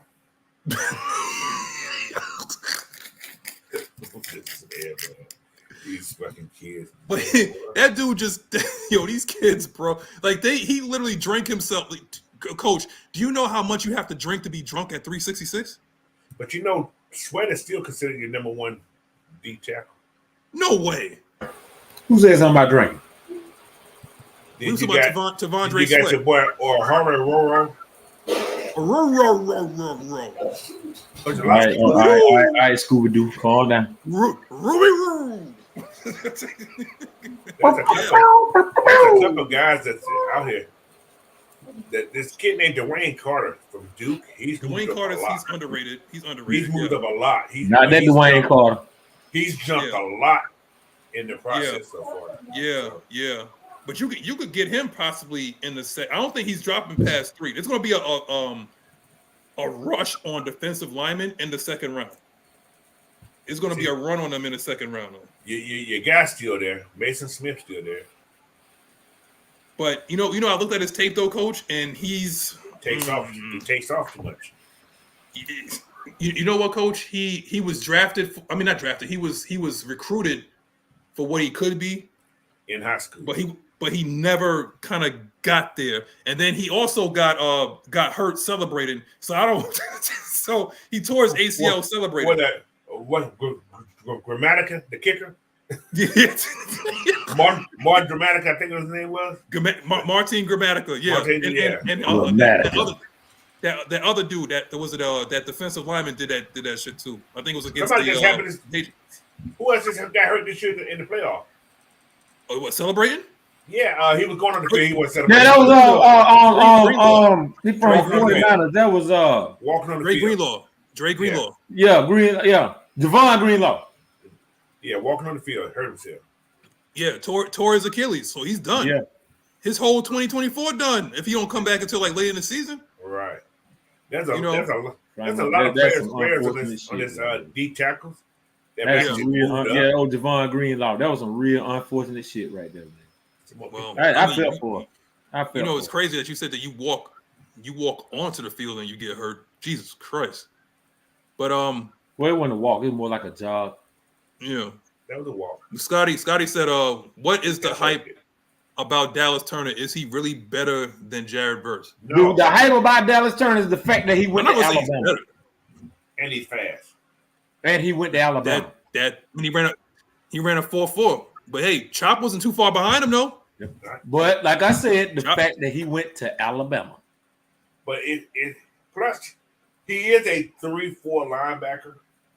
That's true. That is true. He's a 3-4 linebacker. Man, can you do me a favor? Say it one time, man. So it's Latu. Can you say it one time, man? Versus more of a 4-3 linebacker. You said versus a 4-3. Hey, Maggie, can you do me a favor? Yeah. So that's 4 linebackers. One time, man. This drink, damn it, drink Nyght, Ryder. You gotta say just drink. I can't do it. Unless you say, come on, man. No, at this point, I gotta keep the integrity of that slogan, man. No, Harvey Freeman, no. No, you don't steal my line. Only I say my line. Now I say my line. Don't do that, Harvey. There you go. Yeah, versus that 4-3 linebacker. Think about it. He's more like a a wheel linebacker. Yeah. So he's always coming up with my only thing about Jared Verse. My only thing about Jared Verse is that bull rush, man. That bull rush. Yeah. You gotta have some moves on that line, dog. That bull rush is not gonna always work. That's probably one of the reasons why Vic Beasley didn't really evolve like that. The bull rush. You can use his speed. Like Beasley had an opportunity to go get trained, but he didn't want to do that. Like Tack.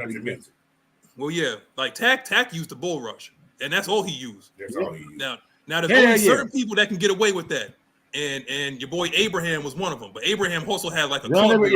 He had a club, yeah. Yep. He went to the club and got a club. I'm gonna tell you who my favorite pass rusher was we ever had. That was that damn Dwight Freeney, bro. That spin was wait, whoa. You put Dwight above Abe?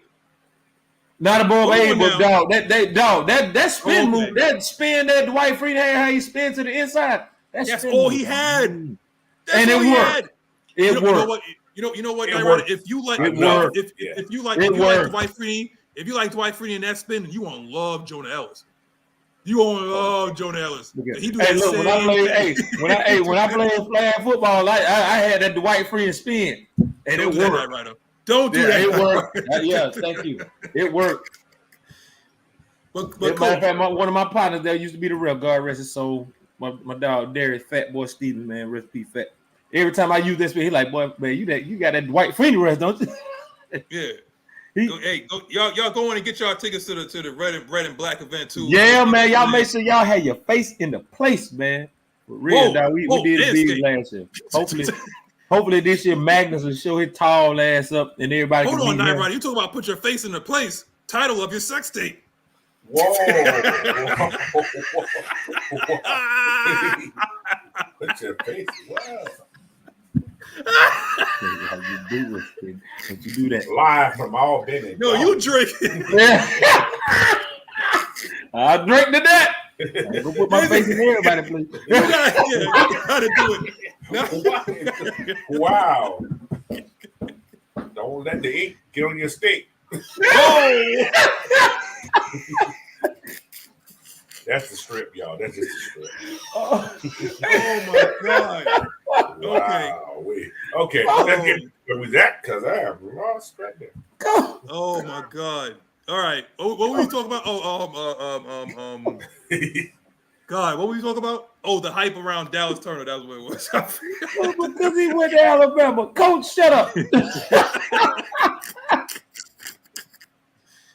Here we go. We got a question from Ghost Peppers. Hold on. Would y'all be upset if we picked Talise Fuaga? Yes, I would.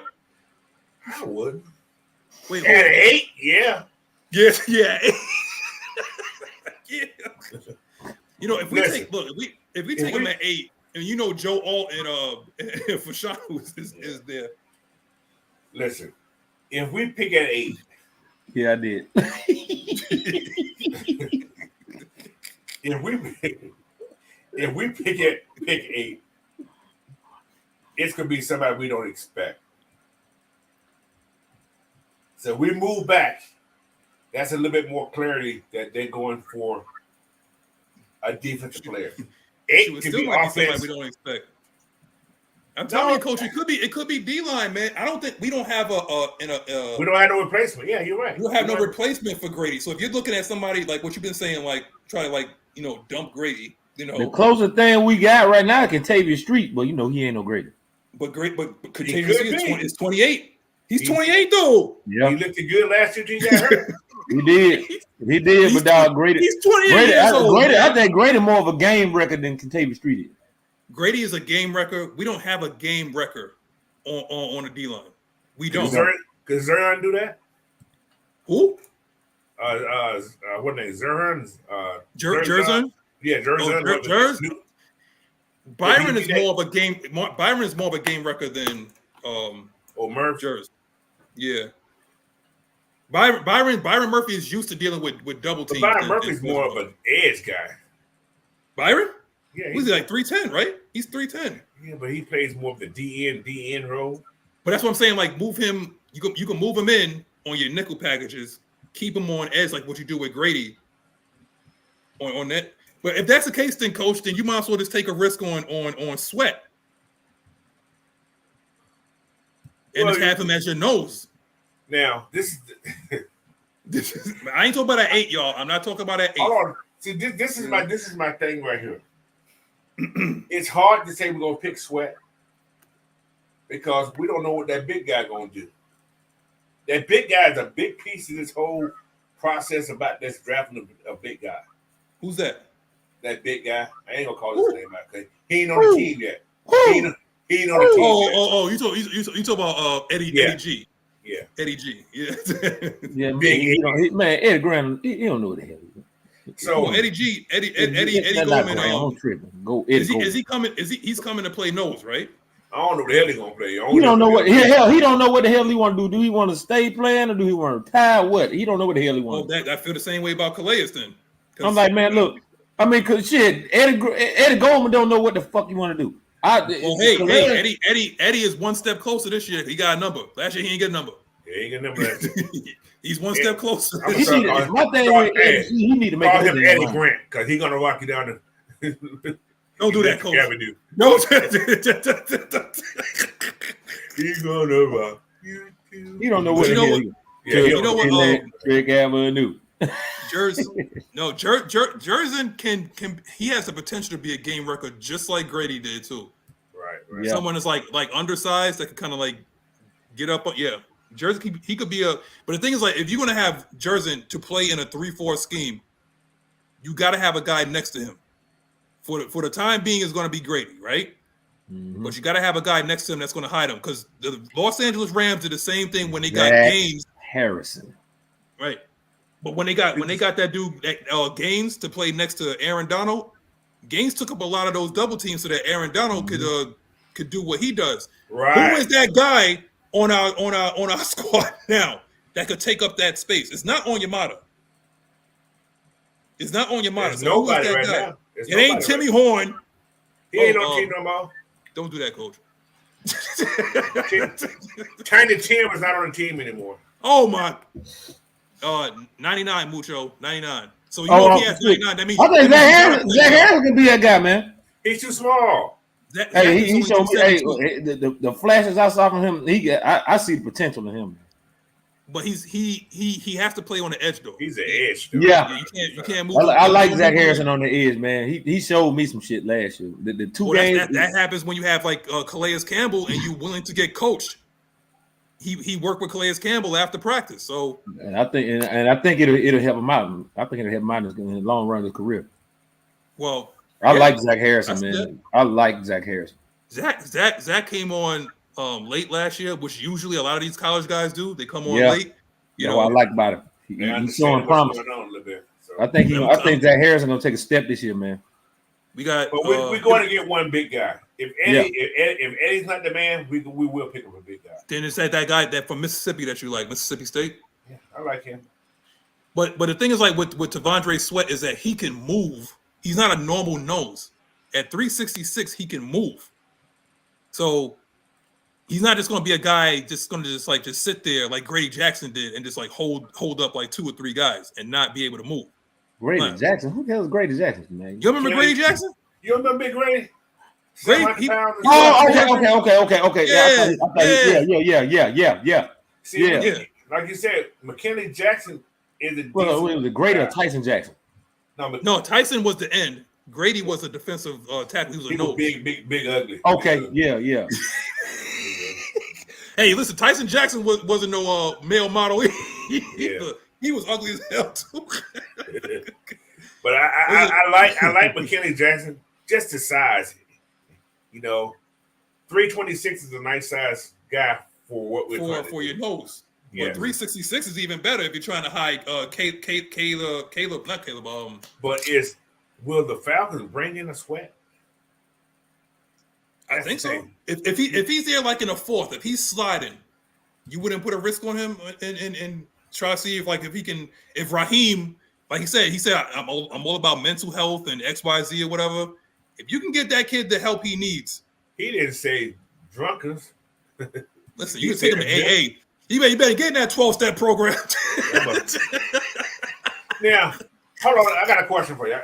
This is not to be funny, but this is a serious question. Yeah. How fucking much was he drinking? He's 367. Coach, I said that to you. I asked you. I said how much. He must have been drinking like Andre the Giant. A lot. He must have been he was destroyed. So how much were you drinking to get that drunk at 3? He drank a whole case. Hey, that's that Andre the Giant. Hey, that's that Andre the Giant right there, boy. If it's beer, it's 18 to 24, or if he drinking he done drunk a whole bottle of Hennessy. I'm telling you right now, man. That dude probably said, "Give me one of everything." And then again, he could have been a lightweight and drunk 2 of those. Hey, look, I know I can drink, and I'm only 180 pounds. So don't do that, Coach. Yeah. Nyght, right? You got an iron skillet for stuff. Hey, what the old folks say, Coach? They got that cast iron stomach. You got that iron skillet. You got that cast iron stomach, boy.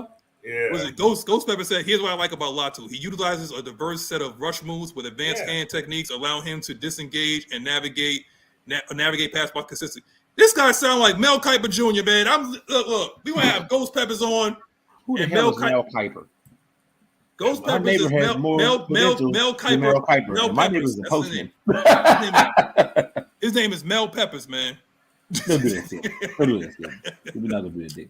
Hey, Tennessee got this kid that's 340. Who's that? 6'2". His name is Elijah Simmons. Is he on a practice squad? Because don't trade for something like that. No, he's no Tennessee College. The volunteer, not the trade. Okay. Well, Coach, you gotta give Magnus an excuse. He ain't using no SEC football. All he used to is ruckus. Let me tell you something, man. He said Tennessee. I'm thinking we talk about pro, man. Ain't nobody care about nobody care about no. It ain't your fault, Magnus. You were not in the South. Nobody care about Rocky Top. Nobody care about Rocky Top. The only college football team you know about up there is Rutgers. What do you mean? We got Syracuse up here too, man. Bergeron came from there. This boy got a big baby face. But you don't watch the SEC football like we do.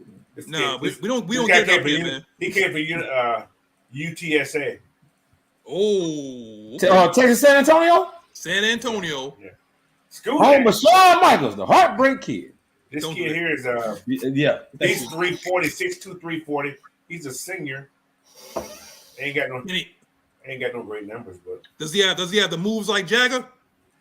He ran a 4.9.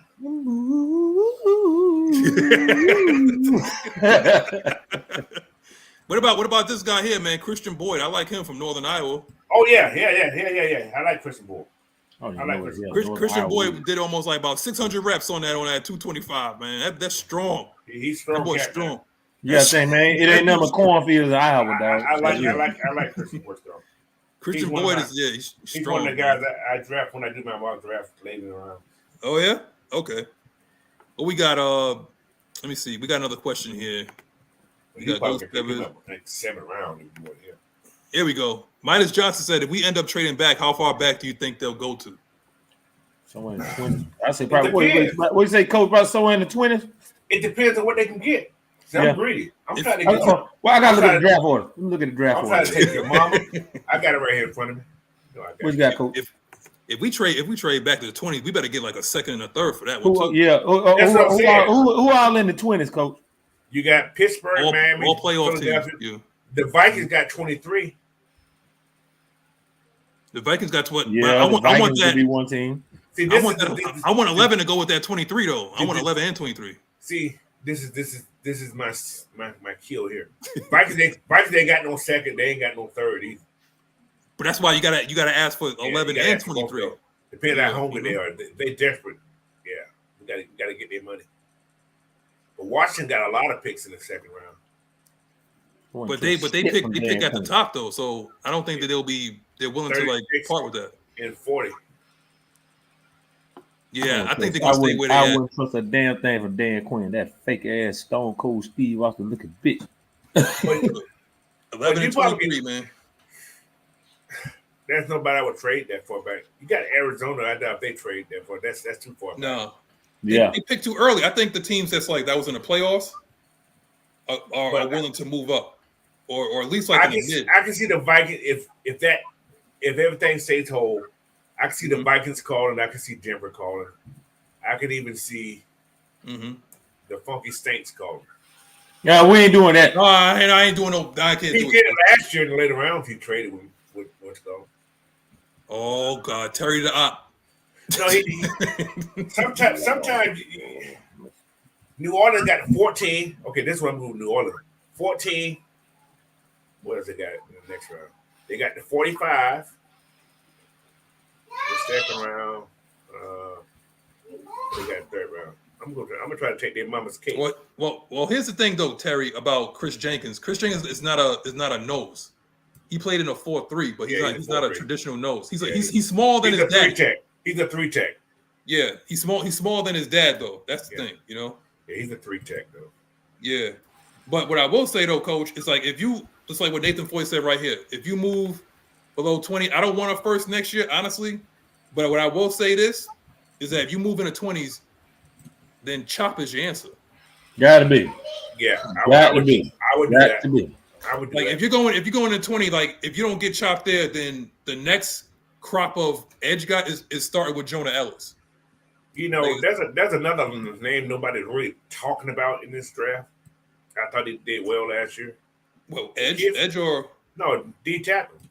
D-tackle. Kid from Georgia, Zion Lowe. Nobody's talking about Zion Lowe. I thought Zion Lowe did a great job last year for Georgia. So what is he exactly? You know, like he played nose last year for Georgia. What's his height and weight? He's 3'14", 6'6". He's not a traditional nose. Then you have to move him to Well, he played it last year. He was traditional with Georgia. Is he a guy that eats up double teams though? Or he's just like is he? Do you need to have the guy next to him to do that? We got because Coach. What I'm saying is like we need to have a garbage man, a guy that's going to do that kind of dirty work. I think he can because he's actually put on like almost 12 pounds. Somebody probably told him. Because you know what the problem is. You know what the problem is that we have, Coach. What's that? Is that we have too many guys who's looking to make the play on their own. Right.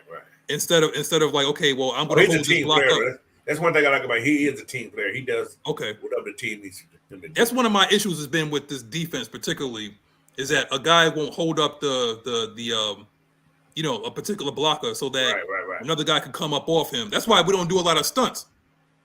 It requires a lot of chemistry and teamwork to do that. You know, we don't do that kind of stuff. So I'm looking for a guy that's going to do the dirty work. If you're going to have a guy like that's going to play nose, a nose is a dirty work. You're going to get beat up. You're going to be tore down.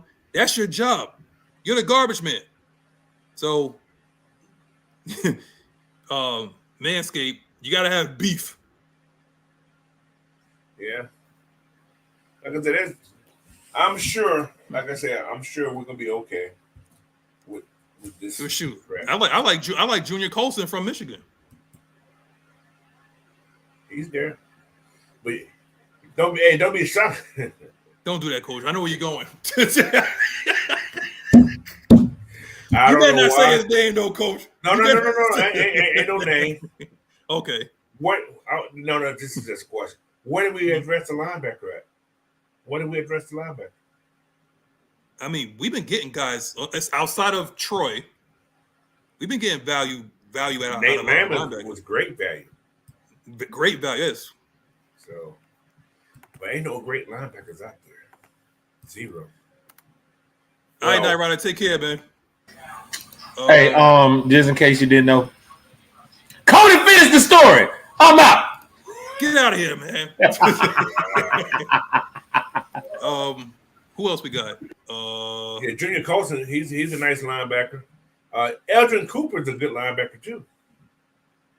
Is he an outside? I don't think he's a Mike. He's 230. He got to be something. But I think he played outside also. We got enough outside. But everybody keep talking about that Peyton Wilson kid because he ran a 4.3. That's all he did, ran a 4.3. Well, if that's the case, then okay. So Peyton is he a Mike? He's a Mike. Yeah, he's a Mike. So we had speed at linebacker before. But he had injury history too. Right. But he's bigger than Deion Jones. But if we're scared, look, we already got a guy that could run fast. It's interchangeable. If we're cross training Troy at outside linebacker, right, he's interchangeable. You can move him in or out. But maybe they're moving him to the outside in a possibility in case somebody gets hurt, or probably in base packages as well. Which means that they probably could address linebacker in the draft. The kid from Notre Dame, linebacker 234. No, he's gonna be an inside guy. His name is Maris LaFool. No, he's gonna be inside. He's a LaFool? He's a LaFool. he's gonna be just downhill guy. Yeah, I see a guy that has Texas in his name. Talk about Jalen Ford. Yeah, I see Jalen there. Jalen's there. He's not a bad. The dude from he's 240. Oh my God, he big. Jalen Ford. Yeah, he big. Well, Trotter big too. You know. Yeah. Trotter Jr. Kid from Penn State. There's a couple guys. You still got Steel Chambers, the porn star guy. That's. His name is Steel Chambers. But no, there's one guy, right? Yeah, from Ohio State. Yeah. I ain't never seen him play. I don't even know what the hell he did. I never seen him play before. What's up, James Overton? Did you miss any? Well, I don't know where we at with the drinkometer because every time I say don't do that, Devon is counting the numbers of how many times you got to drink. That's pretty much what you missed. There's one guy I can see getting a look here. One kid from Washington. For some reason, we're gonna get some guys from Washington this year. This is what I'm gonna tell you. We gonna get some guys. From Washington. You wanna start? Because I was looking at another guy too. His name is Dufon. Who? Dufon. That's his first name. I think he's African. What's his arm length, Coach? I'm gonna tell you. I got it right here. He ran a 4.5 at the linebacker, so that means he's an inside linebacker to me. So, I heard about him. Okay. He was at the Singing Bowl. He, like I said, his arms are 32 and 7/8, so they ain't super long. No, but they ain't long like enough. Prince Shimbo. They ain't like Prince Shimbo. Hey, don't you talk about Prince like that? I told y'all. Don't do that, Coach. It was the dog's fault. He shouldn't try to bite him. Field goal, good. No. Here we go. It said, I don't know if this is a question though, but I'll ask this a question. Best name in a draft: Lad McConkey, Ruka Rororo, or Steel Chambers? Well, Lad's the young guy. He just started out in the business. Ruka, he's been there for a long time, but Steel is the man. So you know what business that is? They all in that industry. What's up, Mactown? Listen, Storm Duck. Nathan Ford said Storm Duck. Who the fuck is that? From Oregon. Storm. His name is Duck? No, it ain't. Look him up, Coach. His name is Storm Duck. I think he plays for Oregon. I swear to God. Storm Duck. I think he plays for Oregon. I swear to God, man. Storm? That can't be real. Storm Duck. He played for the Ducks. I gotta type his name in. I was typing it wrong. Storm Duck. Well, make sure you don't put in Stormy Daniels tonight, man. He played at Louisville. Oh, Louisville. Okay, Louisville. Okay. He's a cornerback. He's a cornerback. Yeah, Storm Duck. He can tackle. He's an outside zone corner. Yeah. 4.43. That's not bad. 17 17 bench press. That's not bad either. He's strong. For a corner? 17? Yeah, 17. That's strong. That's strong. Yeah. 6 feet, 201, 32 inch. Strong. 32-inch arm. You got baby hands though, but that's okay. No, don't do that, Coach. We can't have no baby hands on here, man. He's not bad. He's not bad. Let me see what his profile look like. You gonna see what he look like? His profile. Oh, okay. I don't see what he look like. I see his picture right here. Okay. He look like a dude, just like a dude. Does he look like a duck? Maybe he quack like one. I don't know. Oh, he look like just a regular dude. He don't look funny. Hold on. We got a question from Maurice Martin. While you look that up, I'm gonna answer this guy right here. So, do you guys think we should focus on an edge rusher to get after the quarterback in this draft? Oh yeah. Well, you probably came in late, Maurice, but make sure you like, share, and subscribe if you're new to the channel. But check this out, man. I particularly would want, and it doesn't have to be in the first round. So if you guys just watch the first round, you're gonna be in a shitload of trouble, man. Yeah. But come join me though. I'll be out there. I'll be. You're doing a draft? I am. All 3 days. All 3? All 3. Even 4 through 7? I am. To the Falcons' last pick though. I ain't staying the whole night now. Once 197 done, we ain't got no more picks. I'm out of there. That's it. So again, be sure to subscribe, to Coach Unchained, because he's going to be doing. If you don't want to hear Mel Kiper Jr. Be biased about his picks, then go ahead and talk to Coach. It's going to be funny, and he might have like some special guest appearances on there too. So be sure to check that out. Some of my homeboys are going to come on who are fans from Tampa Bay, New York, and stuff like that. There you go. So yeah, we definitely gonna get a edge rusher in this draft. It might not be somebody that you know, but T. Terry, I don't care if they're white, black, rainbow color, or whatever like that, man. If they know how to sack the quarterback, I don't care, because one of our best pass rushers in Falcons history was white. So I don't care what color you are. Pete Kearney, baby, Pete Kearney. Patrick Kearney, and don't forget Shane Dronette was another good one. Yeah. Travis Horn was another good one. Yeah. Like keep give me Jonas Ellis and let's just call it quits. Fuck, I'm tired of all this. Coach, I've been saying Jonah for like a couple weeks now. If we don't get other guys, if we don't get those other 2 guys in the first round, or Chop and who we talking about?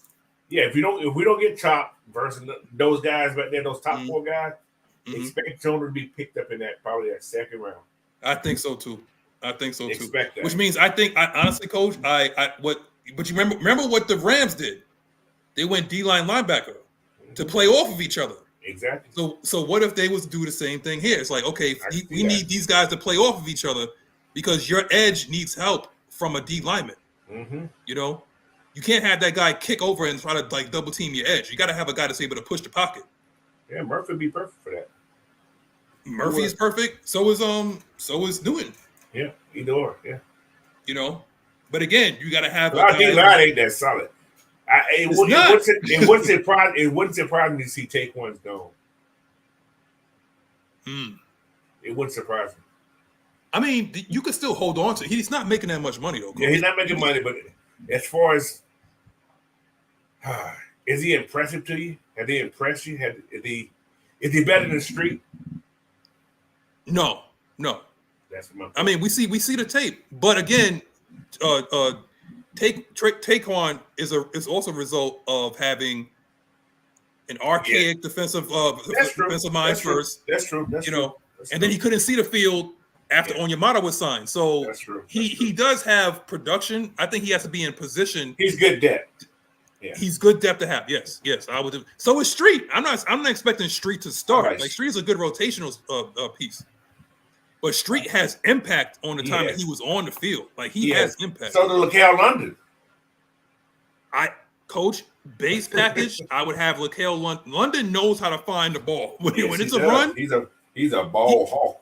He's on it, man. He is all in. He is sold on that run. He don't care about anything else about stopping that run. Fuck a pass. I want to run at me. I want to get him.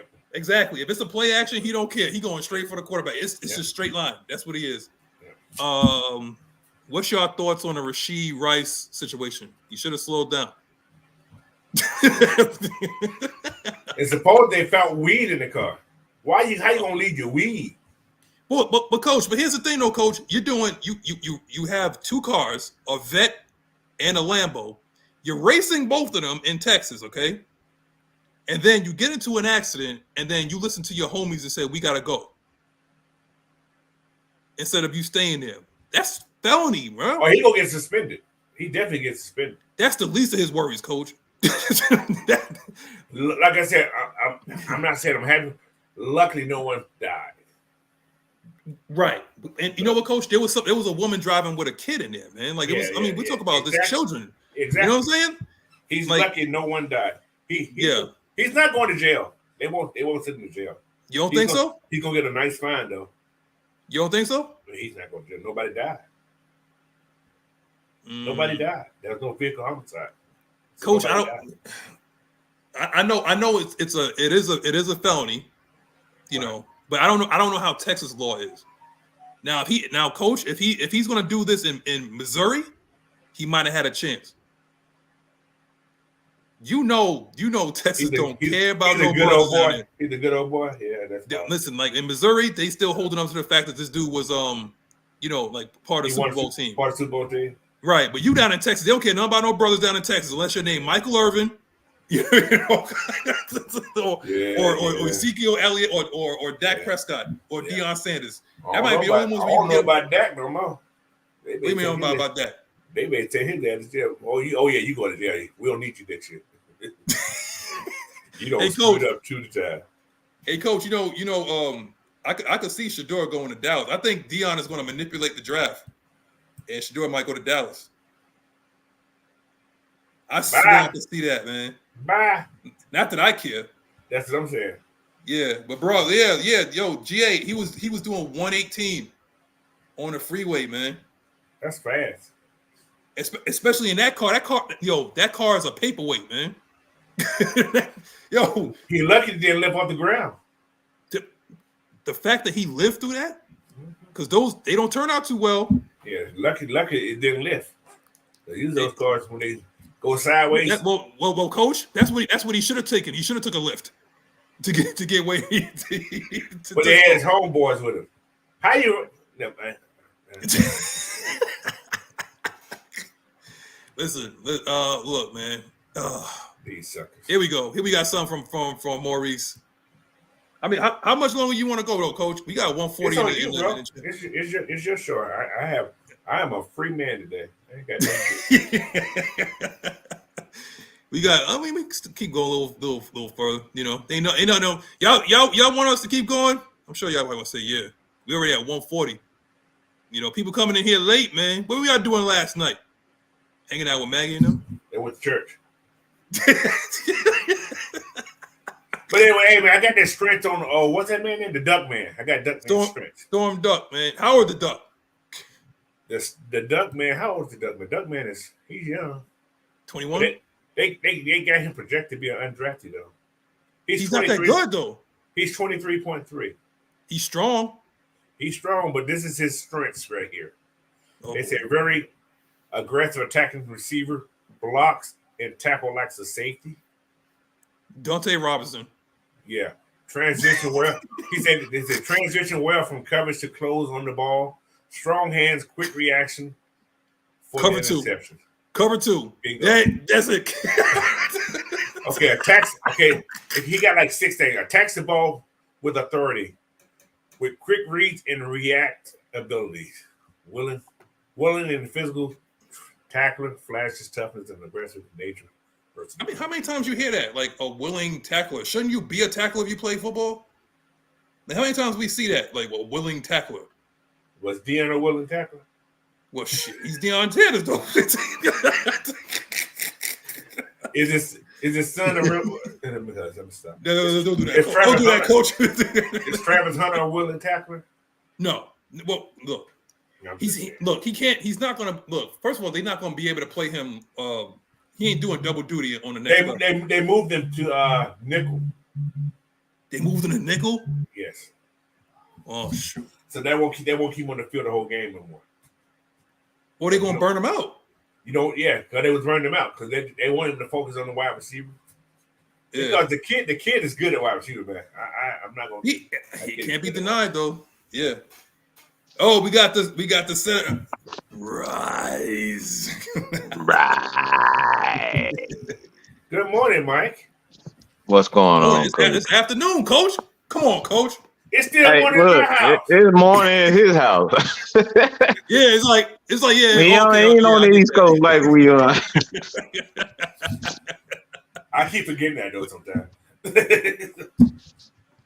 So Mike, real quick, because I actually wanted to get your thoughts on this because this is actually what happened with Coach. He was talking about it yesterday. I don't know if you came on the show, but do you have a particular running back that you like? I ain't talking about style, but somebody that you was like, yeah, this guy's GOAT status, or maybe somebody that they missed yesterday that you could put it like honorable mention. You just all time. You can say all the time. You ain't even got to talk about top 10, but there were some guys that was left off that list that I actually wrote down. I actually wrote. Down. I like running back. See, the thing is, this is why I label this guy the greatest running back of all time. It's because he pretty much set the status for guys like Derrick Henry and AP. And there's no disrespect to the great Jim Brown, but like O.J. Simpson, man, it didn't make no sense how big and fast and agile he was.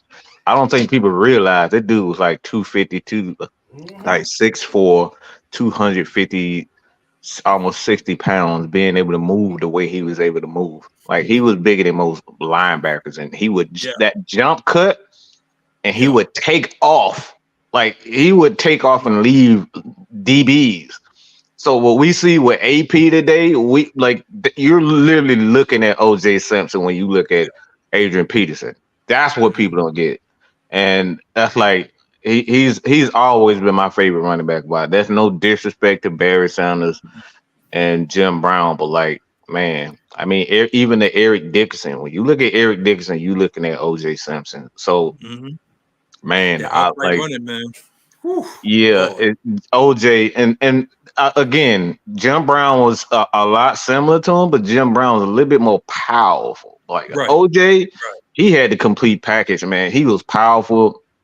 He had he had amazing feet for a guy that big. Like I said, that jump cut that we see today is because of him. It's because of OJ. Like that dude. Look, when you got Michael Jordan looking at you, interviewing you, and you like he's starstruck, man, y'all got to get it, man. They call that man the juice for a reason. Okay, that man had the juice. Though, Mike, what OJ meant to the black community, even though like he didn't return the favor, right? What he meant to the black community was that he was like the first one that transcended the sport. He wasn't just a football player. I mean, we had Jim Brown that did three the hard way, and he was very community driven, kind of like Ali was. But if you talk about watching games as a young man in the 70s, OJ was that dude, man. And he was. And you gotta understand, is like, yes, before the movie career and before the broadcasting and whatnot, there was one. Outside of what the hell happened after that, we ain't even talking about that. But if you're of a certain age, what you're honoring is that man that you saw as a kid, watching NBC or whatever. That's who you saw. It was OJ. That's what it was. Case closed, So when people talk about that, it's like, don't get in your feelings about what happened afterwards. They're not worrying about that. What they're talking about is, what brought them into the sport. Similar to what Jordan was. It's like, what Jordan is like, how you feel about Jordan. It's like how these young men feel about LeBron. Right. There's a lot of people that don't feel like Jordan. So it's like, my thing is, even with that, man, like, and you probably just gave me a topic. Thank you for that.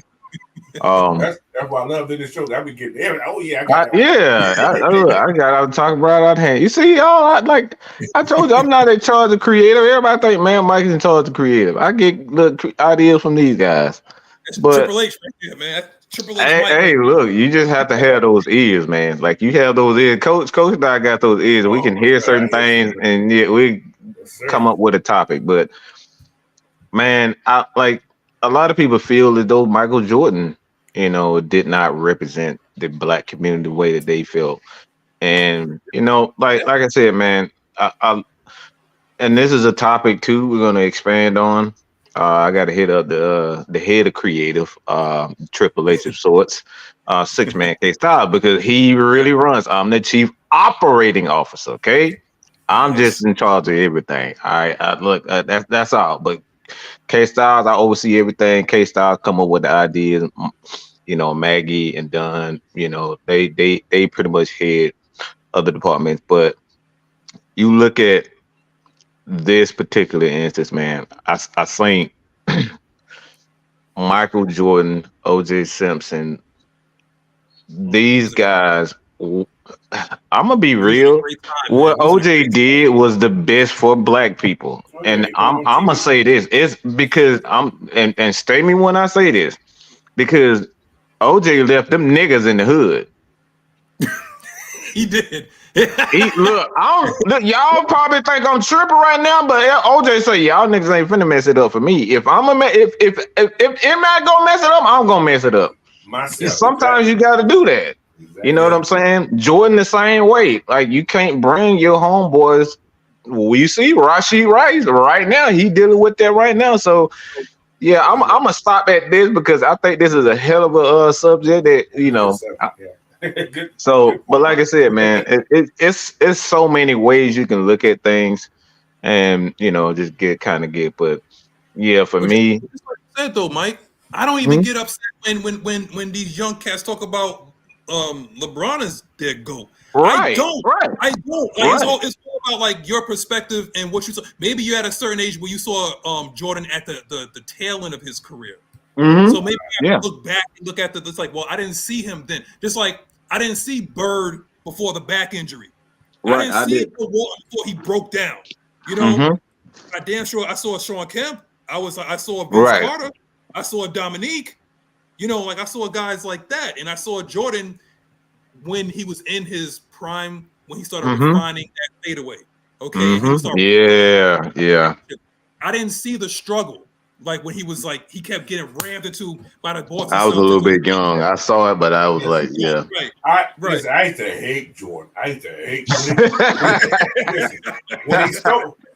The reason I hate Jordan when they stole that slam dunk competition from Dominique, I was like, that's son. I just hated him then. But then as I got older, it's like, damn, this mother good. He was. That man. That fadeaway was unstoppable. That's the most unstoppable besides the sky hook. That's probably the most unstoppable move in basketball. And like I said, I can't compare him and Jordan and LeBron. But LeBron is good too. He is. It takes the visual. It's like, damn. But you know what though, Coach? Check this out though. Big though. I don't like Colin Cowherd too much. Every once in a while he hits on a couple of things, but he said, and I agree with him when he said this. So y'all guys, all 134 of y'all, quote me on this. He said he's the greatest Swiss Army knife the NBA has ever seen. LeBron? Yeah. The greatest Swiss Army knife. I have no problem with that. Okay? Yeah. I have no problem with that. Now, if I'm looking at somebody, it's like I like Kobe. My guy was Kobe. You know what I'm saying? Like yeah, that's my guy. But because I used to hate Kobe, everything. Man.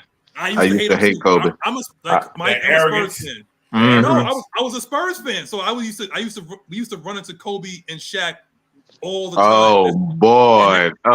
Man! We had Duncan, we had Ginobili, we had Parker.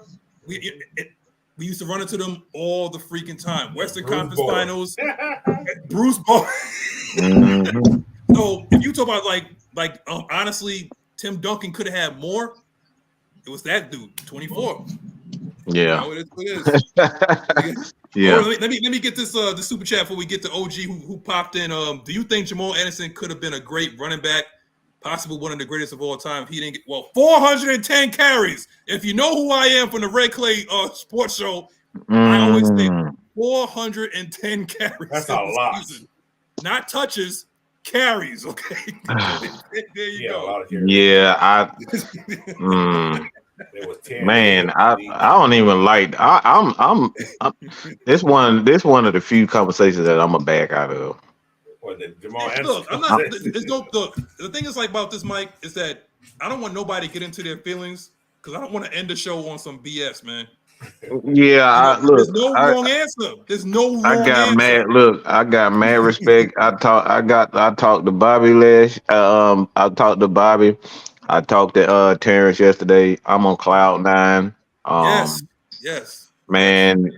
Congratulations, team.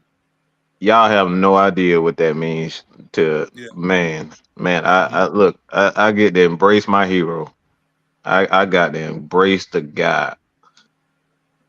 And he had a moment. He had a moment. It was like it was real. And I sat on that field, and like it was just like, all right, all his hard work paid off.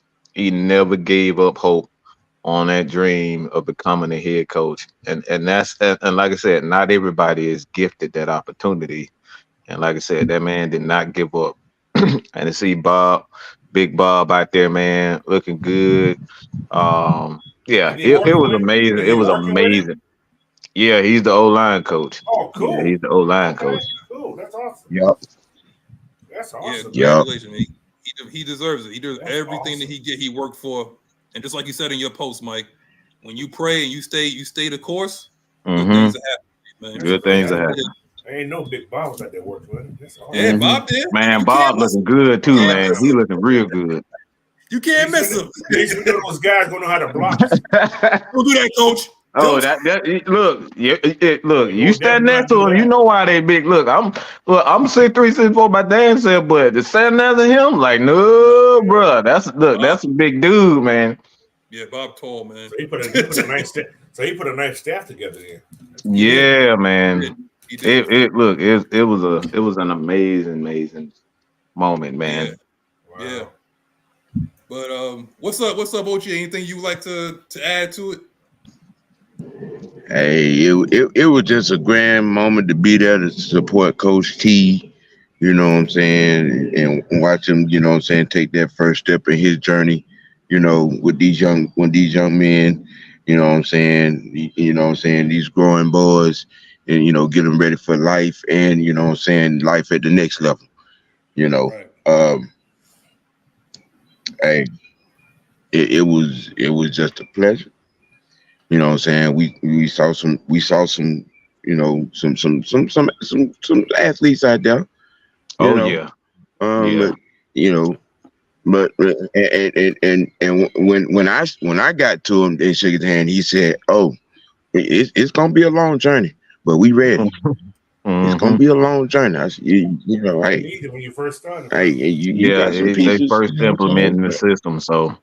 They first started implementing the system, so they got big balls. And then he got to get out down that road and get them. You know what I'm saying?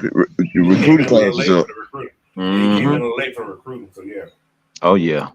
Let me ask the panel a question, man. I just happened to see this.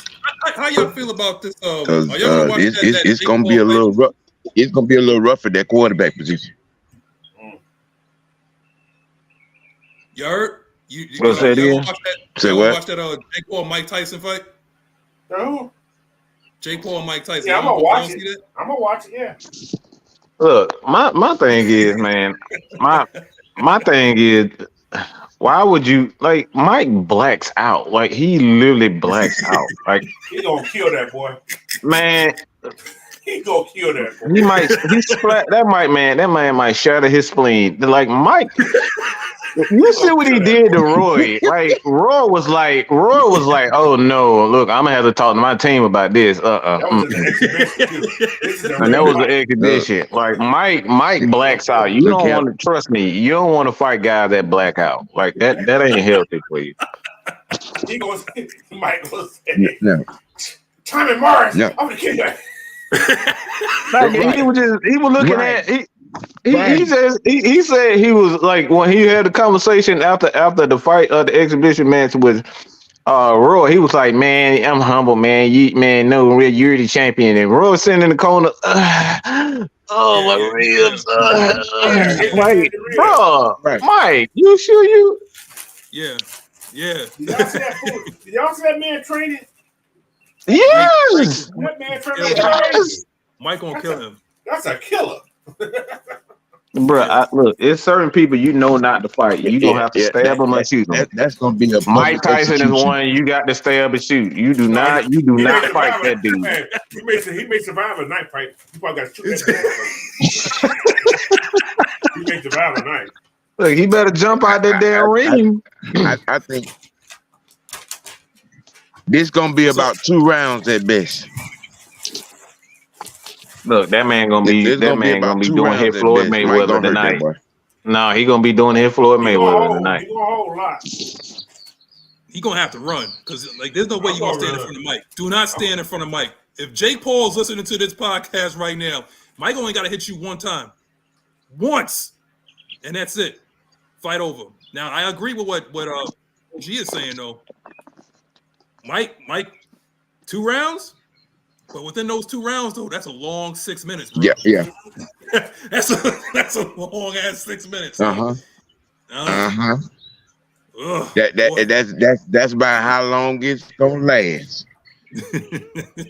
I mean, if Jay can last to the third, because see the first body blow Mike Tyson going. Hold on. Let me. Have you seen Mike Tyson head? I see. It's a different when you get. It's like no running backs head. Like running backs, you can tell they got they natural running backs by just looking at their head. But the thing, he got to be able to hit him first. Right. That right there, you got to be able to hit him. Mike moves faster than some of these damn young people. Yes. Right. And almost he pushing 60, right? I'm going to have to shoot his ass 2 times. Bro, look. I wouldn't fight that bad. I'm not fighting that dude, man. Not even my I done been in a few fights with some big dudes. Look, it's just certain big dudes you just don't fight, bro. I'm Mike, one of them dudes you just don't fight. I'm telling you, the first time Jake swing and miss. He gonna accidentally punch that first swing and miss. That's the worst. That left hook. Oh my God. Yeah. That swing miss dunk come up out of that left hook. Oh Lord have mercy. And he's conditioned for those uppercuts. That's the thing. That uppercut is one that he's conditioned for. Like he's like it's like second nature for him now. He accidentally threw it. And Mike is low to the ground. He's built low to the ground, which is why that uppercut is devastating. Well, he be taller. He may be taller. What you down there doing, man? Look, I see a knockout. I don't know why. You think he's knocking him out? Yes. Mike Tyson, man. I just told you how he gonna knock him out. That first Jake Paul swing and miss, Mike dunk with that damn left hook is over. Left to the body, one to the head. That's hit to the body, he gonna die. He gonna fall. Yeah, he gonna kill that liver, bro. That liver go. That liver shot, something, bro. He get that y'all never got hit in that body shot. At that dome. I tried boxing for 2 days. I'm hoping he don't break that boy neck. Boxing ain't no joke, coach. Look, that ain't no joke. They had us spar on the second day, right? That bump hit my face. I had a head thing when I got hit in the face. Oh, I'm good. That shit hurt. How people get hit in the face? That shit hurt. It hurt. It stings. Yes, it does. Yeah. People that box, I envy you. That shit bite. I think the money's good. That shit bite. My head. Corey talk about Jake out here trying to run a gauntlet of black celebrities. That's what he's doing. Hey, you know what though? He's making money off it. I ain't mad at him though. I ain't mad at the kid. Yeah. He's a prize fighter. He paying them Negroes. I don't think enough money on this purse for what's about to happen to him. Look, that man paying them to take dives. Ain't no way you gonna tell me you gonna beat an MMA fighter straight up like that. You get out of my face with that. Them dudes trained to get punched. That's why he looked the way he looked, Mike, against Floyd. And Floyd was Mm-hmm. out of shape. And Floyd Yeah. was out Man, come on, man. Floyd out of shape. Man, look. I'm a huge boxing fan. I know when you're throwing a fight. I know what throwing fights look like. If you want to fight a MMA fighter, go tell Jake to go fight Conor McGregor though. Somebody that got like legit hands. Yeah. Yeah. Come on, man. What? That's what I'm saying. Let him fight. Let him fight Conor McGregor. See, the problem is you and Mike Tyson. He will kill him too. Conor will kill him. He would. Conor would kill him. He would really. Yeah. That man. Conor would them kill him. left-handed punches are different. See, you don't see them. See, what makes it so difficult with the left-handers, you don't see them coming. Right. People don't realize Mike Tyson is a natural. He's left-handed. Yeah. But he right-hand dominant. So you don't see that left hand coming. He trained different. Yeah, that's what it is. But Conor's also his base is boxing. He went into MMA. Yep. But his base is boxing. That's why nobody could touch him when he had that small run he had. But I mean, you know what, guys? I think we gave Mike all the ammunition he needs for the show. So we're gonna go ahead and end it right now at 2:55 and 36 seconds. Coach, you got anything to say besides rest in peace, Jake Paul? Huh? Take your gun with you, bro. Take your gun with you, not playing. That's the way you can win. Okay. But no, man, thank you guys for listening. Make sure you go to Coach Unchained, hit that subscribe button, and everything. So let's do it. There we go. What you got? What you got, OG? Man, it's Sunday. Blue sky. Oh. Cool drink. What you drinking, Sam? No. Shit. You don't want to know.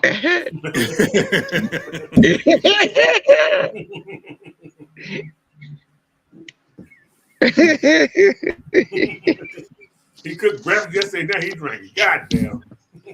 Sam probably got everything right now. That's why I say you don't want to know. You don't want to know. Right. We'll leave it at that. Go ahead, Mike. Go ahead, Mike. Make you happy.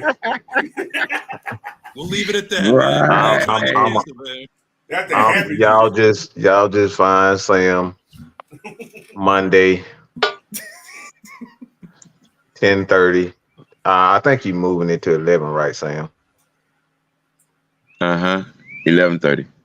So he's going 11:30 on Mad Mike Network, OGN TV. Got some topics for you. Yeah. I keep forgetting it, Coach. What's up? I keep forgetting. It's a lot of shows, man. It's a lot of shows to keep track of. Yeah, we got a lot of stuff going on, but like I said, man, I'm gonna start doing a little bit more live shows. So bear with me. Trying to get ready for the season, so that's reason why I haven't been going on as much. But as soon as season hit, boy, it's gonna be different. So that's all I got, man. Oh no! I gotta say this to my home girl, Lisa. Maggie's at her christening, so I did send you a message. All right, so Lisa, so don't curse me out too bad. All right. Here we go. So I'm gonna go ahead and wrap this up because we've been doing like three freaking hours of almost absolutely nothing to talk about. So that just proves. Hey, just shooting it, man. I mean, if you want to continue to talk, we can. No. It's time to go home, Sam. No, I got daddy duty, so I don't know what she's doing right now. So I gotta find out what she's doing. I gotta go charge my car. You know what, Coach? You ain't been acting right since you got that thing, man. Well, man. Had a lot of problems yesterday. Coach ain't been acting right since he's literally back to the future right now. One of my homeboys came in. He's lived here up the military with. He came in see his grandbaby born. So we went back out on the base and we were riding around on the base and stuff yesterday. Just going to different places that we haven't been. That he hasn't been in a while. So we just drove around the city and stuff like that. You know what? Coach don't know how to act since he did that. And for somebody like for Floyd Donnelly and about whatever, y'all came in late. I'm gonna address y'all next week. You make sure that you're here next week, bright and early. Now, before I go, this is what I gotta say. I want to talk to the Philadelphia 76ers real quick, okay? Oh, y'all really boy. got some nerve, man. Yeah. Yo, I mean, I'm gonna put myself on mute. I seen Jordan's statue. Jordan's statue is pretty large. Okay. Kobe's statue is pretty large. Shaquille O'Neal, everybody. That even that old Carolina Panthers owner that they had in front of the Panther Stadium at one point was pretty decent size. You know, even that Falcon that's in front of like the Benz is a pretty decent size. Nice. Where did they get that Tinker toy that they gave to Allen Iverson? Who all that man did was basically give his blood, sweat, and tears to that organization. Do better, Philadelphia, please. When they gave him a trophy? Dude, please look it up. Coach, just look it up. I'll look it up because you said I got to look it up. It's not that much bigger than him, than Allen Iverson. My Lord. But let me just say my line and get up out of here, man. To us, it was to y'all it was the best day of your life, but to us it was just Sunday. We out of here. Do better, Philadelphia, man. That ain't what they gave that man. Wow. You lying, right? That shit was small. That shit was little as hell. He can take that home and put on his mantle. Yo, we out. Wow. God, bye. Let me go get my daughter. I'm out later, y'all.